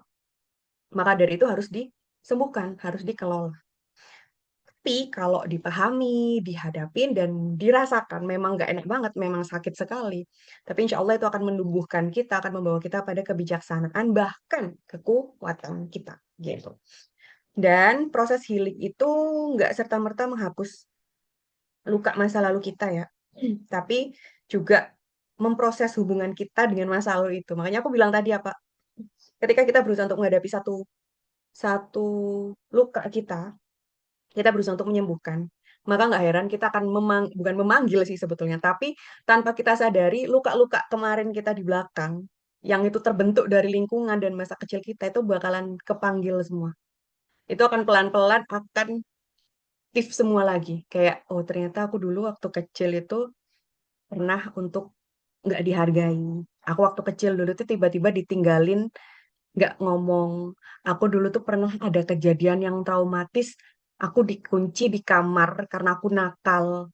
Hal-hal seperti itu pada akhirnya akan terpanggil ketika kita berusaha untuk menyelesaikan sebuah luka di dewasa ini. Dan itu jangan kaget teman-teman. Karena memang seperti itu cara kerja tubuh kita. Tapi bukan berarti kita nggak akan bisa menghadapi itu atau menyembuhkan itu enggak. Tapi malah itu poin positif karena artinya kita sedang membawa diri kita seutuhnya dengan bagian diri kita yang di sebelumnya. Makanya jadi manusia itu sangat kompleks sekali teman-teman. Dan memahami diri kita itu sesulit itu memang. Karena sekompleks itu diri kita sebenarnya. Ada banyak luka, ada banyak bagian juga dalam diri kita. Dan semakin kita sayang sama diri kita, semakin kita aware sama diri kita, semakin kita apa ya istilahnya peduli sama diri kita, itu akan semakin memudahkan kita untuk mengobati setiap rentetan-rentetan itu tadi. Dibandingkan kita ngurusin orang lain. Makanya daripada kita pusing untuk melihat pencapaian orang lain, kehidupan orang lain dan lain sebagainya, kita ngurusin diri kita aja, berdamai dengan banyak hal dalam diri kita aja tuh banyak banget PR-nya sebenarnya. Maka dari itu kita punya banyak waktu luang, kenapa nggak kita maksimalkan untuk ngulik segala hal dalam diri kita ini gitu.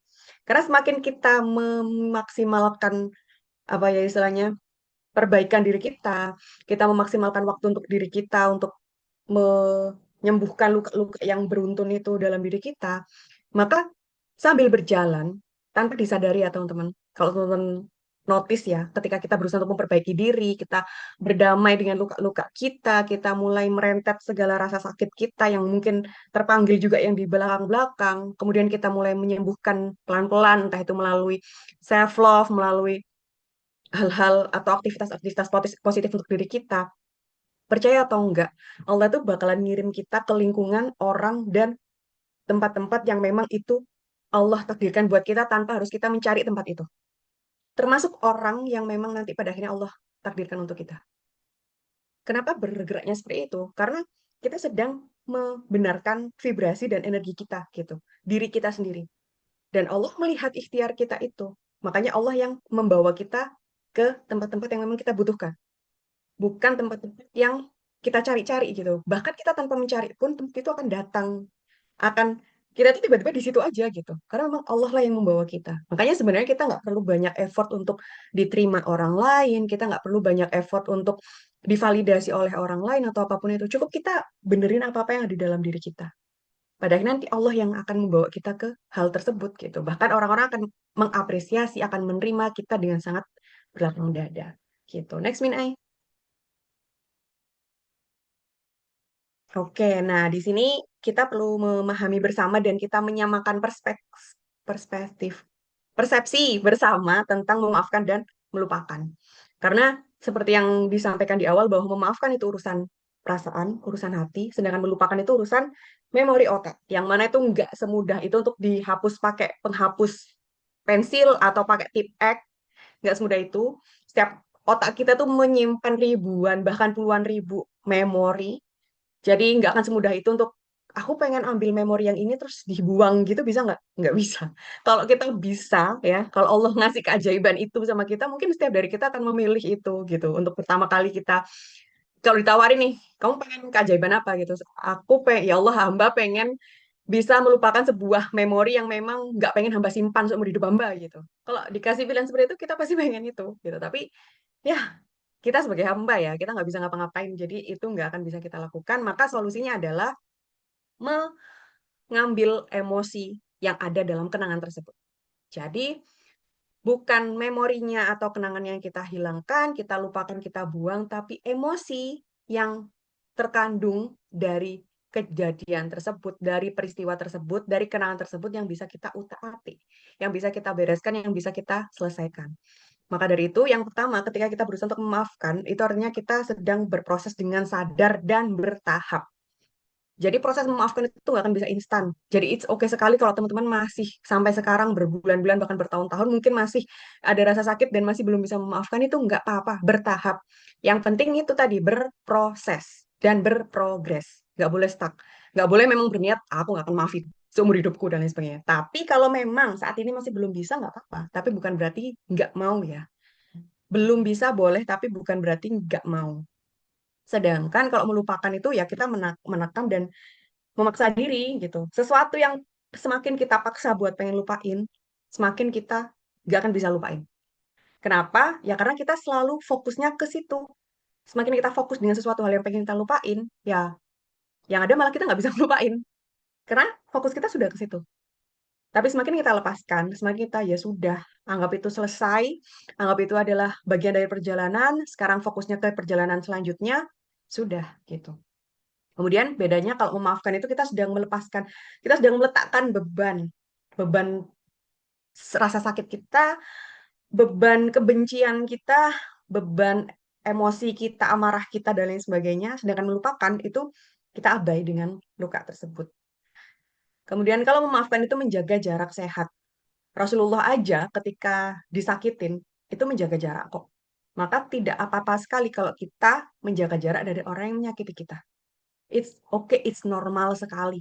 Bagaimana kita bisa sembuh dari lingkungan atau orang yang kita tetap ada di situ gitu. Sudah jelas-jelas kelihatan mata dan cukup terasa dengan fakta, kita merasakan berulang kali kita disakiti dan kita bertahan di situ, ya gimana kita sembuhnya gitu. Maka menjaga jarak sehat itu adalah solusinya ketika kita tahu memang kita pernah diperlakukan hal yang nggak baik dari orang lain gitu. Kemudian kalau melupakan ya dia akan berusaha untuk bertahan dengan pola lama gitu. Jadi dia merasa bahwa ya udahlah itu emang dia kayak gitu gitu.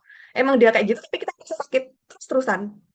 Kalau mungkin sekali dua kali, ya mungkin kayak ya sudah masih bisa dimaklumi karena mungkin dianya kondisinya lagi nggak baik-baik saja atau mungkin dianya lagi ada masalah dan lain sebagainya sehingga dia nyakitin kita gitu. Tapi faktanya adalah itu sudah berulang kali, nggak satu dua kali aja. Itu sudah menjadi bagian dari karakter dia dan kita bertahan dengan di situ. Kita bertahan dengan karakter yang seperti itu. Ya artinya tanpa kita sadari kita sedang menyakiti diri kita sendiri. Kemudian yang terakhir, memaafkan itu pada akhirnya adalah urusan diri kita dengan diri kita sendiri dan Allah. Sedangkan kalau melupakan itu ya kita berusaha untuk supaya terlihat oh dia udah maafin orang lain nih gitu. Padahal sebenarnya dia masih ada sakit, ada dendam ke orang tersebut gitu. Tapi karena supaya dia bisa terlihat orang baik, dia terlihat seperti orang pemaaf gitu kan, dia maksain diri banget supaya kayak ya sudahlah gitu. Ya supaya dia terlihat baik di mata orang lain. Padahal dalam hatinya masih merongkol, masih kesel, masih sakit, masih benci bahkan sama orang itu gitu kan. Jadi harus diproses. Kamu bisa memaafkan tanpa kembali percaya, kamu boleh memilih pergi walaupun sudah memaafkan. Jadi kita punya pilihan untuk itu kok. Kita punya pilihan untuk memaafkan, tapi ya sudah cukup tahu dan nggak usah percaya, nggak usah deket lagi. Bahkan kita boleh pergi dan ya sudah kita memaafkan, tapi ya kita menjaga jarak. Kita nggak bisa berteman lagi dengan baik, kita nggak bisa menjalin hubungan baik lagi. Itu nggak apa-apa sekali. Bukan karena kita sombong, bukan karena kita sok-sokan atau apa, enggak. Tapi kita menjaga diri kita sendiri. Karena kita tahu dengan hal seperti itu terus-menerus ya kita sakit. Dan sakit itu yang bertanggung jawab adalah diri kita sendiri. Orang lain nggak akan bertanggung jawab untuk menyembuhkan kita, teman-teman. Setiap luka yang kita rasakan, orang lain nggak akan bertanggung jawab untuk menyembuhkan. Sekalipun orang lain itu menyakiti kita. Kita menuntut, kamu udah nyakitin aku, sembuhin aku. Kamu udah ngefitnah aku. Klarifikasiin, lurusin. Mana ada? Nggak ada kayak gitu. pada akhirnya kita sendiri akan bertanggung jawab atas rasa sakit yang kita rasakan. Untuk disembuhkan, untuk dipulihkan, untuk dihadapi. Jadi, langkah terbaik yang bisa kita lakukan adalah ya menghadapi rasa sakit itu, memproses itu dengan fase-fase yang tadi itu, tahapan-tahapan tadi itu, pelan-pelan saja. Semakin kita buru-buru, semakin kita nggak akan beres dengan itu. Nikmati prosesnya, sakit emang iya, capek memang iya. Apalagi pada akhirnya dewasa ini kita menyadari bahwa yang bikin capek itu bukan hanya menjadi dewasa yang harus berhadapan dengan perjuangan kita masing-masing, tapi kita juga harus berjuang dengan rasa sakit kita sendiri yang itu tuh mungkin banyak sekali gitu. Capeknya jadi dewasa seperti itu. Bahkan kita harus menghadapi kenyataan-kenyataan yang kita nggak pernah terfikirkan untuk menghadapinya. It's okay. Teman-teman nggak sendirian. Setiap dari kita akan menghadapi hal itu. Cukup berat, iya. Tapi karena itu berat, makanya Allah itu percayakan ke kita. Karena kita pasti bisa menjalaninya. Allah tahu kita mampu untuk bertumbuh dari proses itu semua. Next, Min Ai. Oke, ini ada contohnya ya. Tadi aku juga sempat menyinggung kan Rasulullah ketika berdakwah di Taif, beliau ditolak, dihina, bahkan dilempari batu sampai kakinya berdarah dan menuhi sepatunya gitu kan. Itu udah momen yang benar-benar, wah itu udah mungkin kalau berbicara trauma gitu ya, Rasulullah pasti udah traumatis banget di sana gitu. Karena nggak cuma fisik, tapi juga ditolak, dicaci maki, direndahkan, dihianati, semuanya udah nggak cuma fisik aja, tapi psikisnya juga babak belur semuanya Rasulullah di sana gitu kan. Tapi Rasulullah berdoa apa sama Allah coba? Ya Allah, ampunilah kaumku karena mereka tidak mengetahui. That's the point. Ketika kita menyadari bahwa orang yang menyakiti kita itu ada dua kemungkinan. Yang pertama, dia sedang sakit juga. Dia sedang merasa sakit dengan dirinya dan dia tidak mampu menghadapi rasa sakitnya, makanya dia akan menyakiti orang lain. Atau yang kedua, dia nggak tahu, pemahaman dia belum sampai segitu, pemahaman dia masih belum di taraf pemahaman kita, sehingga yang dia lakukan adalah menyakiti kita. Terkadang ada orang-orang yang memang posisinya mungkin sedang di belakang kita dan kita sedang di depannya, karena dia ingin kita sama di belakangnya, makanya dia menarik kita ke belakang. Dengan cara apa? Menjelek-jelekkan kita, dengan cara apa? Memfitnah kita, dengan cara apa? Merendahkan kita, supaya kita sama-sama di belakang sama dia. Ada orang-orang yang seperti itu. Maka dari itu, ketika Rasulullah berdoa seperti itu, jadi Rasulullah enggak, ya Allah hukumlah orang-orang tersebut dan sebagainya, enggak. Tapi Rasulullah tahu gitu dengan kebijaksanaan beliau, dengan kelapangan hati beliau, beliau malah mendoakan karena mereka memang nggak tahu gitu. Mereka kaum-kaum yang masih belum mengetahui ajaran Islam itu seindah apa, sebaik apa gitu. Mereka nggak tahu dan mungkin mereka masih tertutup, mereka masih belum merasakan betapa tenang dan indahnya hidayahnya Allah dan lain sebagainya. Mereka nggak tahu semua itu. Makanya mereka melakukan itu semua. Pun dengan sekarang orang-orang yang menyakiti kita ya mereka masih belum tahu perspektif yang baik dan benar itu seperti apa, dan mereka berusaha untuk supaya pembenaran yang mereka bisa divalidasi, akhirnya apa yang orang lain lakukan disalahkan, apa yang orang lain lakukan ditarik ke belakang, difitnah dan lain sebagainya. Atau kalau nggak gitu ya karena mereka lagi sakit. Maka dari itu ketika kita sedang sakit hati sekarang atas perlakuan orang lain dan kita masih belum bisa memaafkan mereka, minimal kita bisa mengelola rasa sakit kita, bisa menghadapi rasa sakit kita sehingga kita tidak menjadi luka untuk orang lain, sehingga kita tidak menyakiti orang lain. Karena kita berusaha untuk menyembuhkan. Dan orang yang menyakiti kita, ya dia belum berhasil menyembuhkan, tapi dia malah menebar rasa sakitnya ke orang lain. Qadarullah, orang lain itu adalah kita. Beliau tidak melupakan peristiwa itu, tapi memahaminya sebagai bagian dari perjalanan dan rencana Allah. Jadi, ya memang beliau nggak melupakan itu. Jadi wajar kalau kita masih mengingat dan menandai orang ini nyakitin aku gitu. Itu nggak apa-apa. Tapi yang penting kita sudah selesai untuk pelan-pelan memahami bahwa ini adalah bagian dari hidup kita untuk kemudian kita terima, kita hadapi menjadi bagian dalam hidup kita dan ya ini ada rencana Allah kenapa Allah mengizinkan orang itu nyakitin kita. Dan pesan utamanya adalah keikhlasan itu bukan berarti nggak terluka, ya, bukan berarti kita benar-benar flat di hidup kita, nggak pernah terluka, itu artinya kemudian kita ikhlas, no. Ikhlas itu ada karena memang sebelumnya kita pernah terluka dan kita boleh menangis, kita boleh marah, kita boleh sedih, bahkan boleh merasa hancur, tapi jangan membiarkan luka itu membuat hati kita membenci. Makanya ketika kita sakit, jangan menyakiti orang lain juga. Tapi kita sembuhkan, kita berdamai, kita duduk bersama, kita selesaikan supaya kita tidak menjadi luka bagi orang lain. Next, Binai. Oke, ini kita bareng-bareng ya, latihan untuk penyembuhan di malam hari ini. Jadi, di awal tadi kita sudah latihan nafas, sekarang kita latihan nafas lagi gitu ya. Latihan pernafasannya sesederhana, tarik nafas 4 detik, kemudian tahan 2 detik, hembuskan 6 detik, kemudian bayangkan luka yang ingin dilepaskan bersamaan.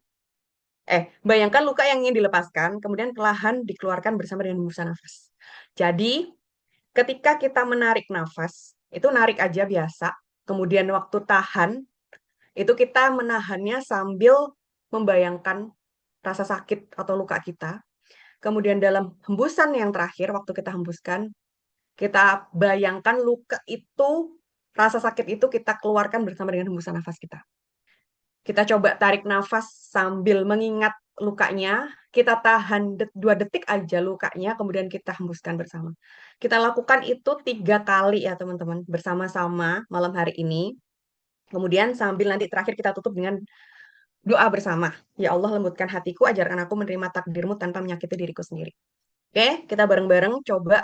Teman silahkan untuk menutup mata, membayangkan luka apapun yang sekarang masih merasa mengganjal, luka dari siapapun, entah itu sekedar omongan, ucapan, sikap dengan sengaja atau nggak sengaja, yang itu cukup menyakitkan sampai sekarang. Coba diingat kembali, kita recall kembali, kita panggil lagi, kita tarik nafas 4 detik untuk kita panggil, kita tahan, kemudian 6 detik kita hembuskan juga luka tersebut. Oke, bareng-bareng ya. Bismillahirrahmanirrahim, kita tutup mata bersama. Tarik nafas 4 detik dan panggil lukanya. 1, 2, 3, tarik nafas. Tahan, hembuskan.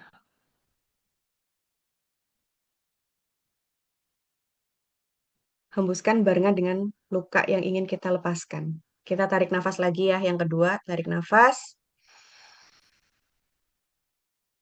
Tahan,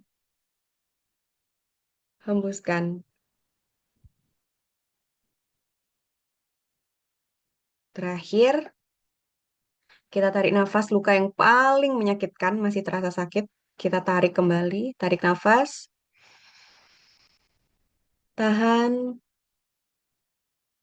hembuskan. Oke.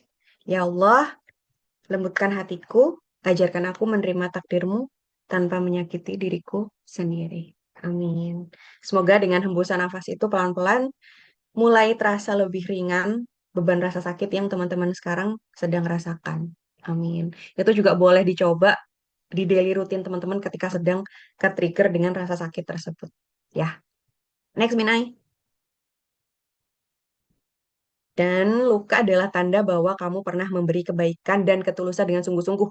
Jadi luka itu bukan berarti ada yang salah sama kamu atau mungkin kamu apa ya terlalu lebay dengan rasa sakit atau apapun itu enggak, tapi karena memang kamu pernah tulus dan berbuat baik dengan ikhlas kepada seseorang dan tidak ada kesembuhan yang instan, semua itu membutuhkan waktu, setiap detik itu memiliki setiap detik ketika kamu bertahan itu kamu sedang tumbuh menjadi dirimu yang lebih kuat. Karena luka kita itu pada akhirnya akan membentuk kita menjadi manusia yang lebih kuat dari sebelumnya. Kita nggak akan jadi lebih kuat kalau kita nggak ketemu luka. Kuncinya di situ.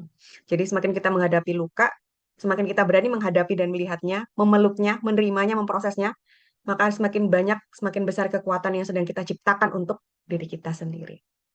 Thanks, Minai. Oke, alhamdulillah. Terima kasih. Kamu aman di sini, kamu bertumbuh di sini, kamu layak dicintai di sini. Terima kasih sudah hadir dan jujur. Sampai jumpa di kelas minggu depan. Oke. Tapi belum selesai. Kita akan melanjutkan untuk truth order malam hari ini. Oke, aku kembalikan ke Min Ai. Untuk operasional boleh apa namanya? Ditampilin itu dong Minai. Apa? Spin wheel. Oke, spin wheel untuk sambil menuliskan nama-nama dari teman-teman yang hadir pada malam hari ini. Jadi untuk teman-teman tahu truth order kan ya, yang game apa namanya eh, jujur atau mau jujur mengakui atau challenge. Oke, kalau deg-degan ya, iya dong. Yuk, Min Eye operator boleh nampilin apa namanya sambil itu sambil apa namanya nampilin spin wheel sambil nulis namanya. Dan untuk oke, terima kasih Bin Eye.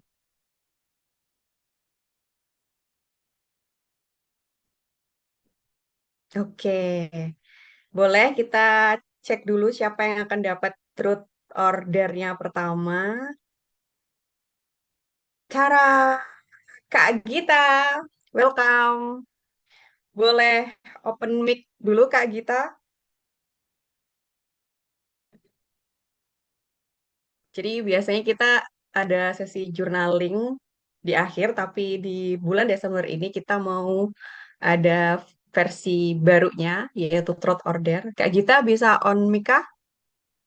Bisa, Kak Ayu. Oke, terima kasih. Kak Gita mau pilih Truth Order. Boleh lihat pertanyaannya dulu nggak? Pertanyaannya berkaitan dengan luka kok. Berkaitan, maksudnya berkaitan secara umum. Kalau yang pertama itu luka apa yang paling lama yang masih kamu simpan? Kemudian ini aku simpen di sini deh untuk pertanyaannya. Ini untuk di kolom di chat ya. Ini untuk truth-nya dan ini untuk dare-nya. Dare-nya cuma satu aja sih. Wait, wait. Kameranya masih off kan? Oke.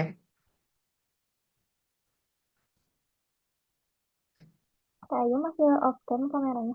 Astagfirullahaladzim. Ini kenapa sih? Oh ya ampun. Oke, oke, oke. Maaf, maaf. Oke. Oke.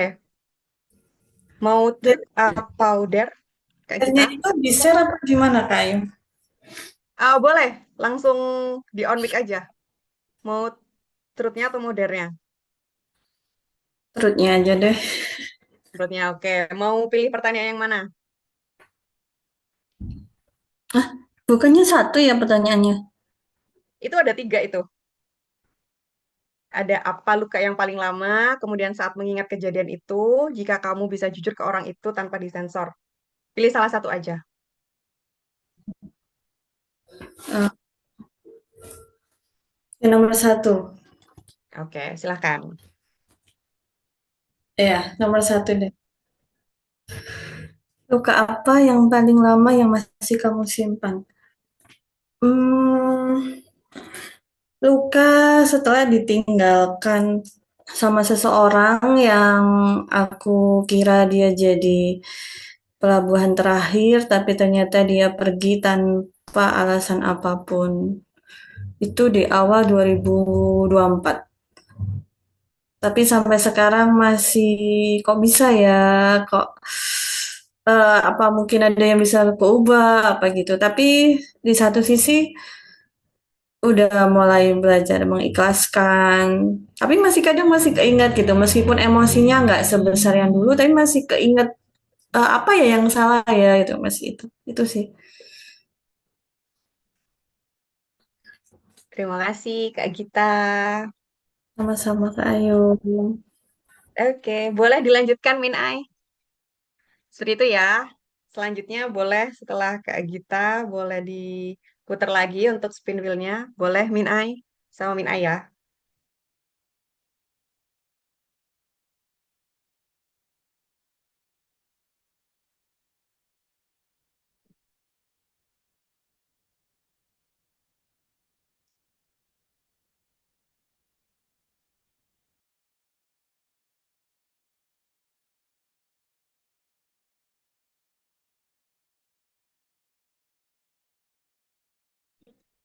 Oke, Kak Citra. Minai? Minai mana nih? Izin, izin Minai, aku lagi di luar. Abis ini deh aku sebentar lagi sampai rumah. Oke, oke. Minai boleh diarahkan Minai untuk ordernya.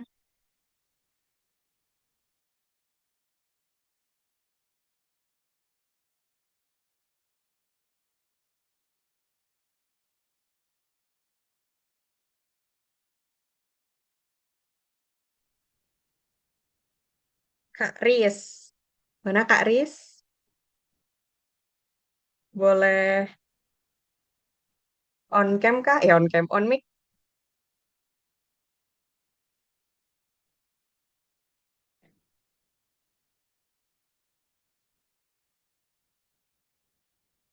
Kak Riz, berkenan Halo untuk on Mbak, mic. halo. Halo. Maaf jaringanku lagi Oke, nggak stabil Mbak. oke, oke, it's okay, Kak. Mau truth atau dare? Terus aja deh Kak. Oke, dare. Silakan tulis surat untuk orang yang menyakitimu tanpa berhenti menuliskan. Jangan 5 menit sih, 5 menit kelamaan. Kayaknya 2 menit aja. 2 menit Hmm, untuk silahkan menuliskan suratnya sekarang. Kita, nulis kenapa? nulis kayak gimana ya Kak? Maaf maaf. Ditulis aja di bolpen sama di kertas. Atau mungkin di handphone juga boleh. Di handphone juga boleh dituliskan. Kemudian nanti Ah, untuk selanjutnya kita dibacakan. Tanpa harus menyebutkan namanya, tanpa harus menyebutkan apapun lah. Pokoknya secara tersirat aja. Tapi bayangin aja orangnya gitu. Oke? Siap? ini deh. Tunggu dulu Aku Kak. Ini pertanyaan ke buat buat diri sendiri enggak. itu Mau Kak. yang terus atau dare kan? Dare kan ya? Menuliskan surat.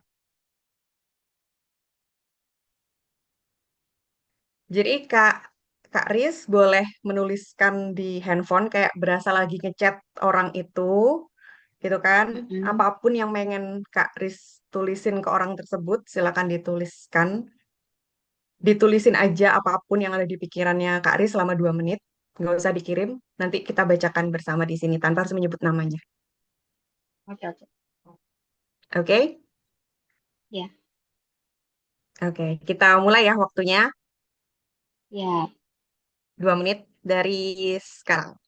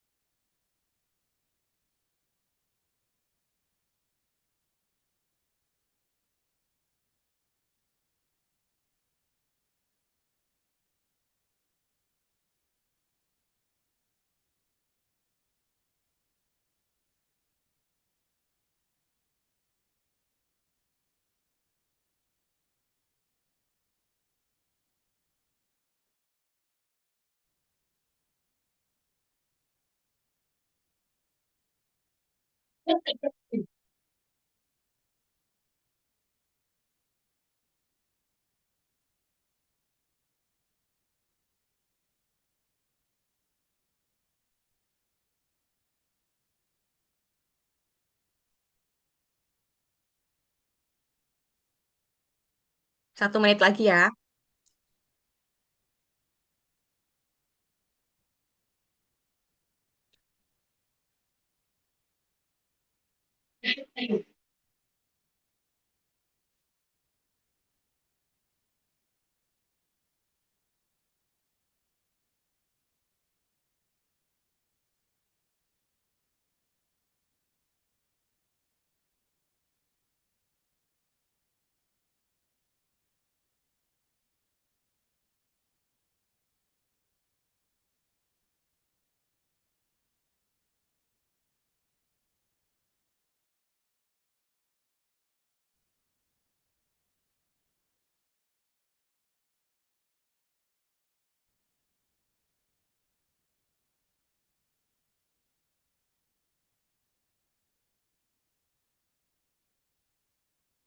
Oke, sudah 2 menit, Kak Iris.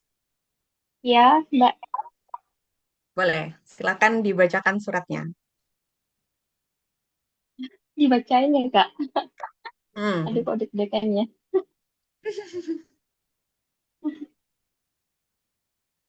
Ah, oke, Kak. Mulai ya. Ah, terima kasih untuk semua waktu yang ada selama ini. Mungkin kesalahan atau kekalahan kemarin biar menjadi proses kedewasaan. Mungkin kemarin saya sempat berpikir ini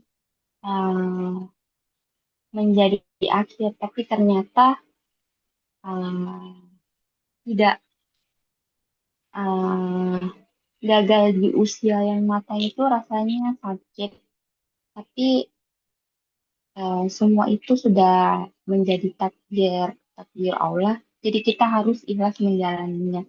Mungkin itu aja sih Kak. Halo. Oke, it's okay, nggak apa-apa. Loh, astagfirullahaladzim. Ini kabelnya ini agak-agak ini. Oke, Hmm, alhamdulillah. Terima kasih, Kak Iris, iya. untuk Kita lanjut pembacaan lagi ya, suratnya. Kak Ayun. Oke, boleh dilanjutkan, Min Ai. Oke, kata Kak Citra aku udah bisa, Kak. Oke, kita lihat ya siapa lagi nih namanya. Oh, Hmm, sebelum ini Kak Citra dulu nih. Oke, oke. Sebentar lagi Kak Citra Iya. dulu ya, Kak Citra. Terus habis itu Oh, kita sama Kak Elia untuk truth ordernya. Boleh, Min Ai?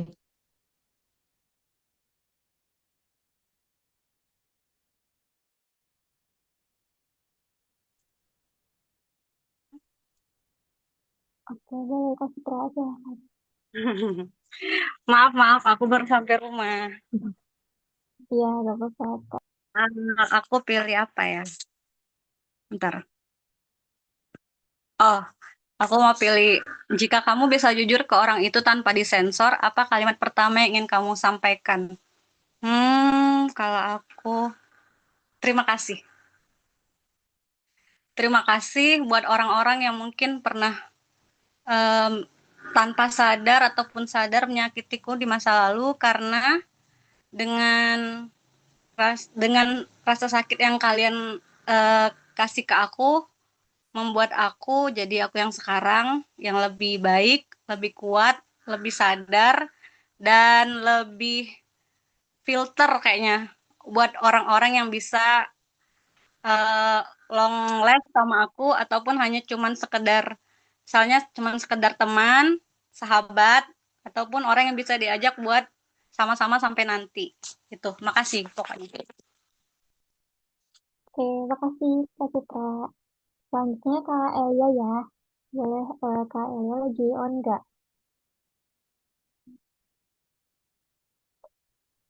On Hmm, mic aja nggak apa-apa, nggak harus on cam kok.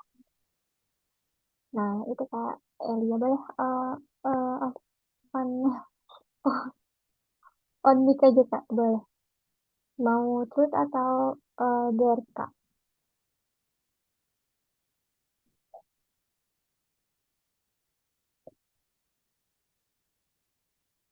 Hmm. Sayang Kak Elia belum ada suaranya ya. Iya, Kak Elia udah on mic tapi suaranya belum keluar. Boleh coba di komen mungkin Kak kalau ada kendala.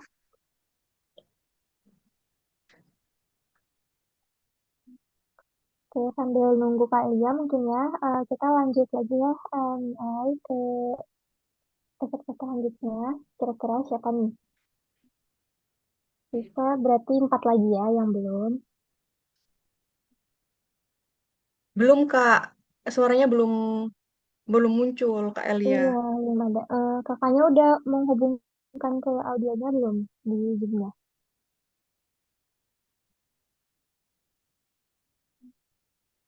Tapi udah on mic sih. Cuma Iya, suaranya iya. belum belum ada. Coba lagi Kak. Eh, on mic. Udah ada atau belum? Oh, oke, nggak apa-apa. Mungkin boleh ditulis di kolom chat dulu aja, Kak. Kak Elia mau truth atau dare.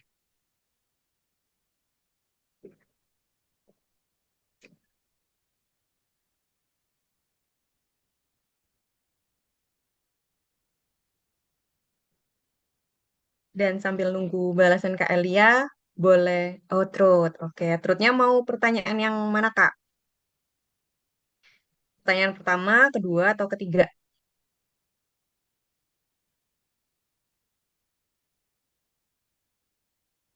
Yang kedua, oke. Saat mengingat kejadian itu, emosi apa yang paling dominan? Boleh ditulis di kolom chat juga deh.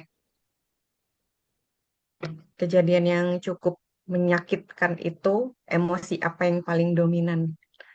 Sedihkah, marahkah, kecewa, takut, atau malu? Boleh ditulis pendek atau boleh juga ditulis panjang juga nggak apa-apa. Silahkan meluapkan apapun yang pengen Kak Elia tuliskan, pengen Kak Elia sampaikan, silahkan tuliskan di situ. Sambil nunggu boleh di spin lagi. Nanti kita bacakan juga hasilnya dari Kak Elia.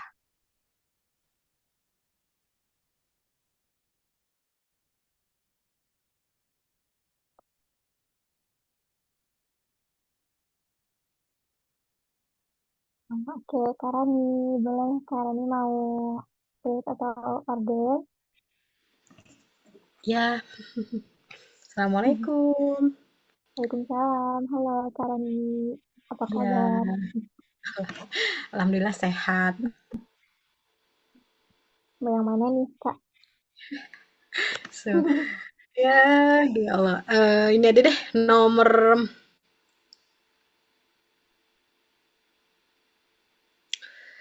ini nomor 3 aja deh. Jika kamu bisa jujur ke orang itu tanpa disensor, apa kalimat pertama yang ingin kamu sampaikan? Hmm, Alhamdulillah, saat ini aku bisa apa ya? Menikmati semua keruwetan ini gitu. Yang dulu itu ibaratnya jadi ibu rumah tangga total gitu ya, yang kegiatannya monoton banget gitu. Jadi kalau sekarang itu Masya Allah gitu, Allah kasih jadwal yang apa rapat banget gitu. Dan mindset berpikirnya juga semakin matang dan maju ya Kak Ayu. Masya Allah, ya Allah, dengan apa ya? Jadi apa sih mungkin kalau Nani bilang sih versinya Nani sekarang itu banyak diam tapi memperhatikan dan memahami gitu Kak Ayum. Terus satu nih Kak Ayum, Nani pengen nanya, sebenarnya ini Nani lagi proses untuk journaling emosi ya Kak Yum. Jadi tuh ada beberapa Nani ikutin tentang journaling journaling emosi. Alhamdulillahnya itu mungkin yang membuat Nani juga semakin eh, apa ya, semakin tenang, semakin tahu diri ini ya kedepannya mau ngapain gitu ya Kak Yum. Sebenarnya ada sih journaling yang agak susah tuh Kayum yang tadi Kayum bilang. Jadi Kayum itu apa emosi masa kecil.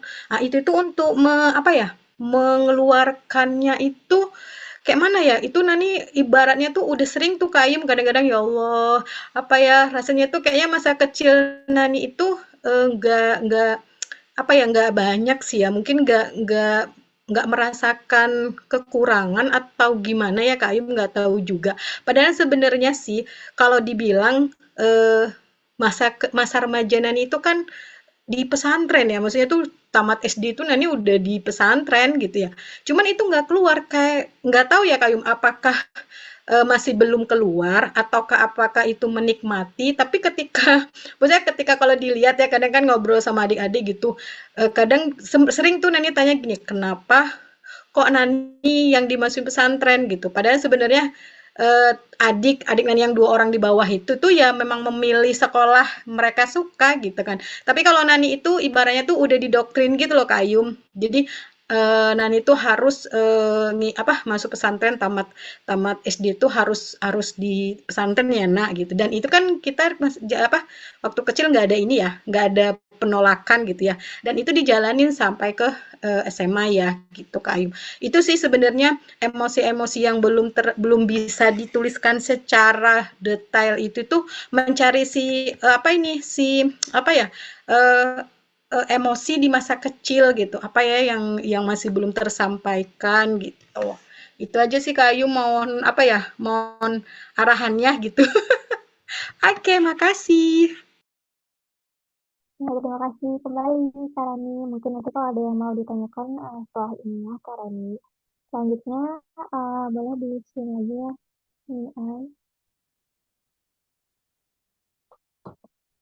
Oke, sambil nunggu di screen, kita bacain dulu ya dari Kak Elia. Tadi pertanyaan kedua ya.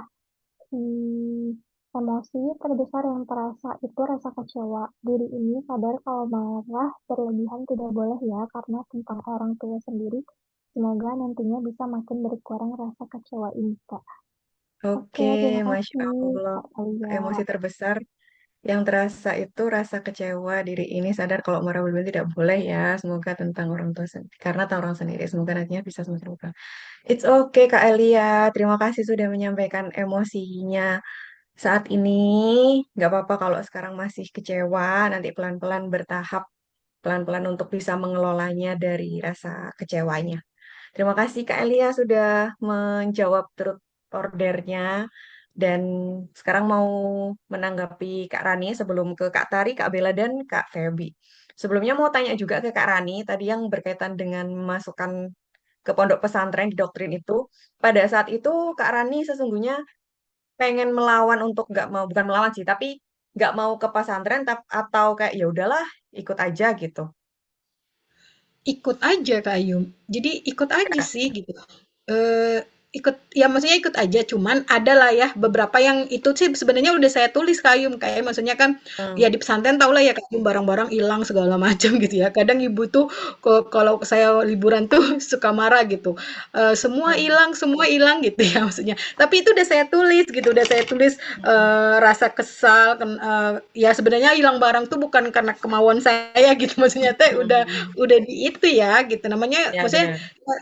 inilah Kak Ayum udah mulai gitu ya, itu tuh udah tertulis Kak Ayum, tapi ya memang bener-bener jadi ibaratnya tuh kan kadang-kadang memang, nggak tahu ya, kadang, saya ngerasa ya ada hal apa ya, apalagi ya gitu, maksudnya yang belum tertulis gitu, ya itu tadi kan, ada nggak sih, apa sih Kak Ayum, kayak kita membayangkan, kadang kan beberapa orang bisa merasakan ketika dia dalam kandungan pun itu terasa gitu, Benar-benar. feel-nya gitu dapet gitu ya. Tapi itu mungkin udah matang banget ya, maksudnya udah di fase yang bener-bener terasa gitu ya. Mungkin kalau nanti mungkin tahapnya baru baru yang terjadi sekarang, mungkin tahapnya nanti yang remaja gitu ya, atau nanti baru yang Hmm. masa kecil, baru nanti mungkin kayak gitu kali ya Kak Yum. Nanti sih ngerasanya tuh kayak gitu, tapi ya itu tadi Oh, kira-kira maksudnya dari Kak Ayum tuh gimana sih untuk mengambil itu gitu oke, eh, oke.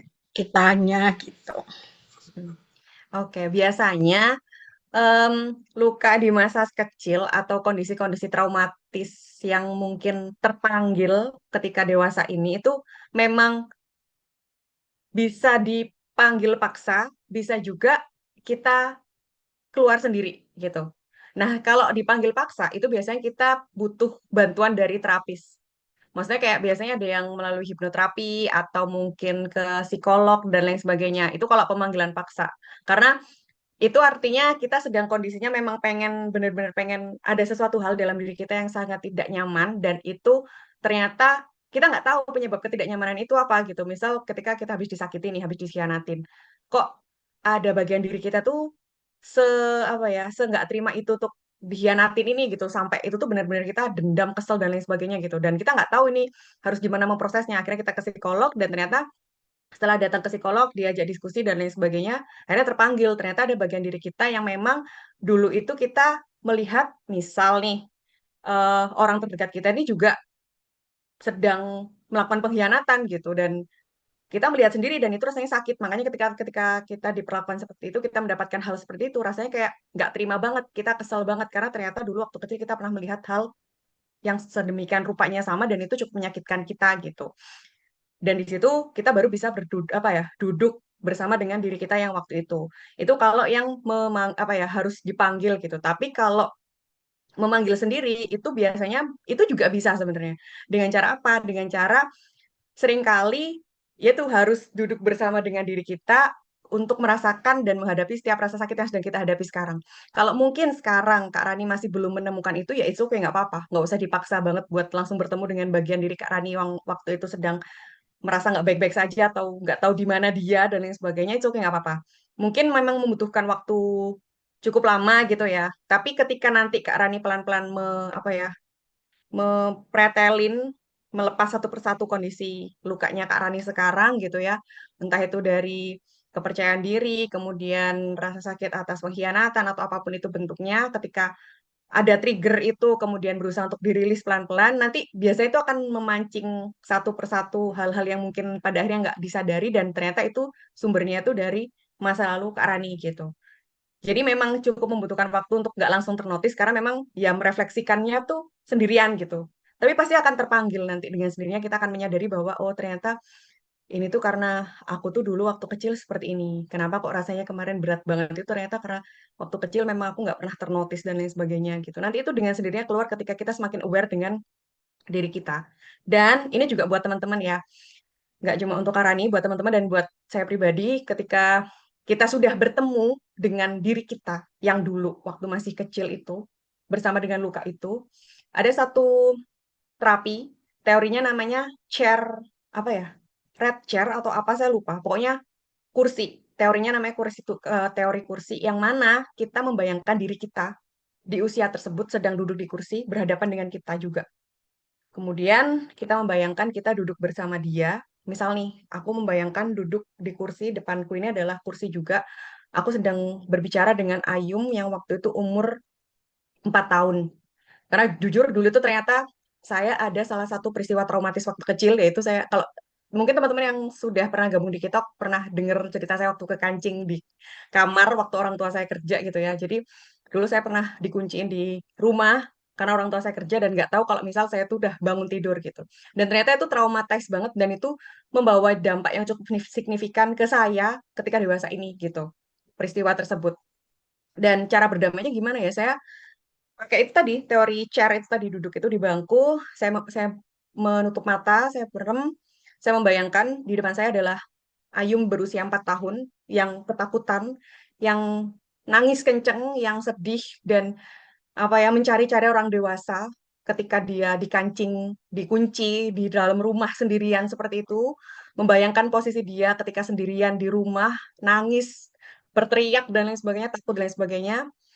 Saya memosisikan diri saya sebagai Ayum yang sudah dewasa untuk memeluk Ayum yang waktu itu umur 4 tahun sendirian bersama rasa sepinya, rasa takutnya, teriaknya, nangisnya, dan lain sebagainya. Saya peluk, saya tenangkan, dan saya katakan, kamu aman sekarang, nggak apa-apa, kamu nggak usah takut lagi, sekarang sudah ada Ayum yang dewasa, yang siap memelukmu, yang menenangkanmu, yang nggak akan lagi ninggalin kamu aman sekarang, nggak usah ngerasa takut lagi. Itu namanya teori, saya lupa ya istilahnya red chair atau apa gitu, pokoknya titik-titik chair gitu. Itu memang ada teori dalam psikologi untuk berdamai dengan bagian diri kita di usia tertentu. Jadi, dan ini bisa untuk di usia berapapun ya teman-teman. Nggak hanya waktu kita kecil, bahkan waktu kita remaja, bahkan waktu kita masih umur 20 atau 19, 17, dan sebagainya. Pokoknya ketika ada peristiwa traumatis yang tanpa kita sadari ternyata men-trigger kita untuk respon kita terhadap sesuatu hal dewasa ini, itu kita akan bisa berdamai dengan cara seperti itu. Dan itu nggak bisa dilakukan sekali saja. Sekali nggak langsung tiba-tiba kita bisa berdamai, nggak. Itu harus beberapa kali gitu. Dan nggak harus dipaksa setiap hari juga, enggak. Pokoknya senyamannya kita dan sesiapnya kita untuk menghadapi tersebut. Bahkan kalau misal kayak seperti Kak Rani sekarang yang masih mungkin belum belum muncul, belum terlihat, dan lain sebagainya, ya itu oke, nggak apa-apa. Sekeluarnya aja, notisnya aja, seterpanggilnya aja. Kuncinya semakin kita apa ya, semakin kita sadar untuk diri kita sendiri, self awareness-nya kita semakin kuat, hal-hal seperti itu nanti akan muncul dengan sendirinya insya Allah. Gitu. Yang penting dinikmati proses kita untuk, karena memang proses kita berdamai dengan diri kita itu adalah proses seumur hidup. Jadi nggak akan berhenti di usia-usia tertentu sampai nanti kita meninggal pun kita harus terus belajar dengan diri kita sendiri, belajar dengan orang lain, dan pastinya belajar dengan Allah, belajar dengan keagamaan kita, dan lain sebagainya. Memang belajar itu kan long last time ya, jadi nggak ada batasan waktu, dan ya selama itu juga kita akan terus bertumbuh menjadi manusia dan pribadi yang lebih baik, insya Allah. Oke, terima kasih Kak Rani atas pertanyaannya. Kita lanjutkan untuk 3 orang berikutnya. Boleh lanjut Min Ai?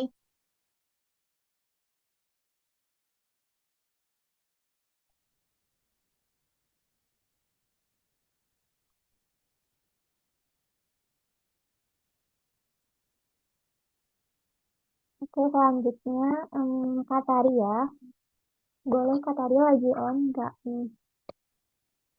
Iya, Min Ai. Cuman mohon maaf banget. Tadi kayaknya aku keluar masuk gitu karena jaringannya kurang stabil. Jadi aku nggak tahu ini jujur apa pertanyaannya itu apa gitu. Karena di kolom komentar nggak semuanya ada historinya karena tadi keluar masuk. Ini aku kirimin lagi ya Kak untuk pertanyaannya. Ini pertanyaan yang terus. Kalau Kak Tari pilih yang there, ini challenge nih. Nah, Kak Tari mau pilih yang mana nih? Kalau Tadi yang mau truth truth atau itu dare? pilih satu pertanyaan aja ya Kak. Oke. Yang ini nih yang truth ya.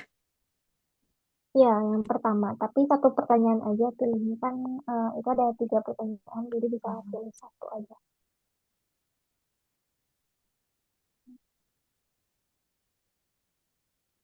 Oh, oke. Yaudah, truth. Oke, yang mana Yang nih Kak truth pertanyaannya? yang wait, ini bentar. Min Ai, ini kan apa luka yang apa luka paling lama itu maksudnya yang nomor satu gitu saat mengingat kejadian itu nomor dua apa gimana?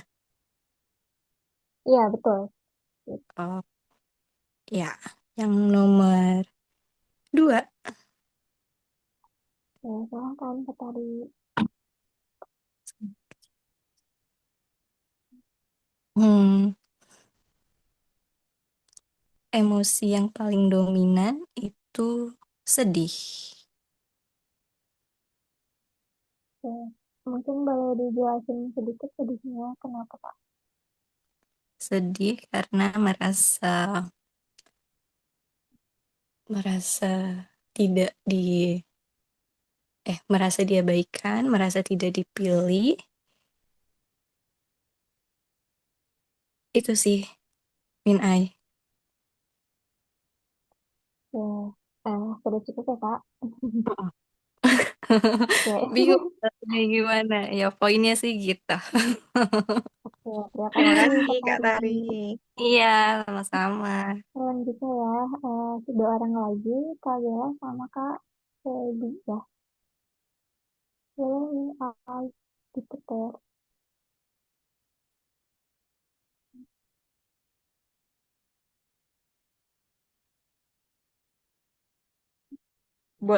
Sudah di Boleh spin kah bahas Min Ai? lagi ya.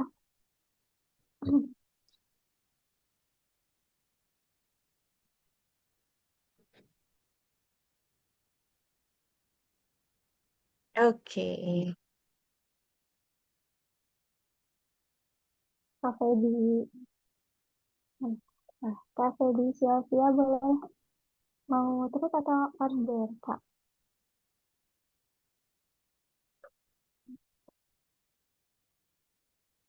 Kak Feby lagi on nggak nih? Boleh nih Kak Kalau Feby. lagi, Kak Feby ini yang kalau lagi ada kendala boleh chat di komen ya Kak Feby. Oke, sambil nungguin Kak Feby mungkin sambil mempersingkat waktu juga ya. Kita ke Kak Bella dulu. Kak Feby nya keluar ya. Boleh Kak Bella Jessica, CS Jambi 2, bestinya Kak Citra ya. Boleh nih Kak Bella Jessica mau pilih truth atau order? Lebih banyaknya pilih truth ya. Nah, Kak Bella lagi on nggak?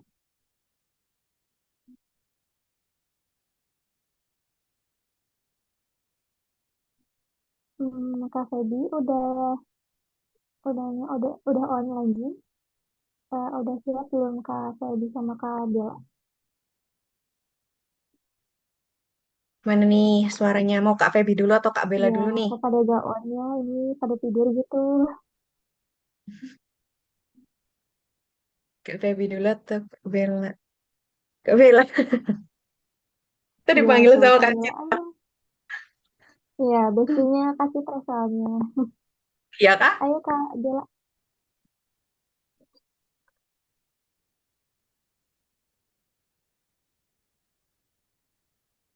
Kok nggak ada suaranya? Oke, kalau misalnya nggak ada suaranya karena Oh. oke, tapi sepertinya Welcome Kak tidak Bella. sudah aja on ya. Kenapa Kak? Kak Bella mau terus atau order atau bingung masih bingung pilih yang mana? Gak apa-apa ya kalau misalnya masih bingung pilih yang mana, boleh di screenshot aja dulu, nanti boleh di apa ya di mungkin nanti di ini ya ditulis pertanyaannya terus kakak bisa jawab sendiri. Atau Kak Bella mau curhat juga boleh ya, feel free. Kalau misalnya nggak mau ikut kita order. Karena waktunya 4 menit lagi ya, jadi mungkin bentar lagi kita akan akhirin Zoom ini. Jadi untuk Itu teman-teman tuh yang Kak mungkin tadi on mic. eh, Kak Feby boleh kok dong kita on mic kembali. ya boleh ayo Kak Feby boleh dong on on mic. Dan Kak Bella juga ini kita nungguin banget loh dan dengar suaranya. Masih malu dan bingung kayaknya. Ya nggak apa-apa kalau misalnya masih apa ya masih bingung belum mau harus tahu ngomong apa gitu ya nggak apa-apa karena mungkin nanti di pertemuan kedua juga kita akan ketemu lagi dan mungkin nanti akan lebih ini ya lebih sharing lebih terbuka gitu. Yang penting sudah menyimak materi hari ini juga sudah cukup ya. Tapi karena waktunya tinggal 2 menit lagi ya teman-teman. Jadi mungkin kita akan akhirin aja ya. Kita akhirin aja sampai di jam ini. Siapa tahu kan teman-teman ada yang mau istirahat, jadi mungkin kita tutup aja TikTok hari ini. Tapi sebelum kita tutup, mungkin kita ada komunikasi dulu ya teman-teman. Boleh dong yang tadi udah on mic, boleh coba on cam juga untuk dokumentasi mengawali Desember kelas hari ini ya. Oke, Kak Sari, terus tadi Kak Gita ya, terus Kak Elia, juga Kak Aris, Kak Feby, Kak Bella juga kalau mau on cam boleh banget semuanya on cam ya teman-teman. Kayak siapa lagi yang mau on cam, mau kita berlima aja. Terima kasih Kak Elia. Oke, kita langsung mulai aja ya. Yang pertama kita gaya formal dulu. 1, 2, 3.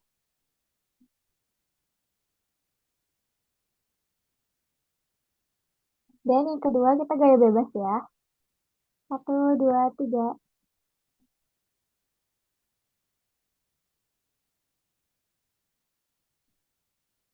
Oke, terima kasih banyak teman-teman semua hari ini. Semoga apa yang kita bicarakan hari ini membawa banyak kebermanfaatan, keberkahan, dan juga untuk materi-materi kita semoga bisa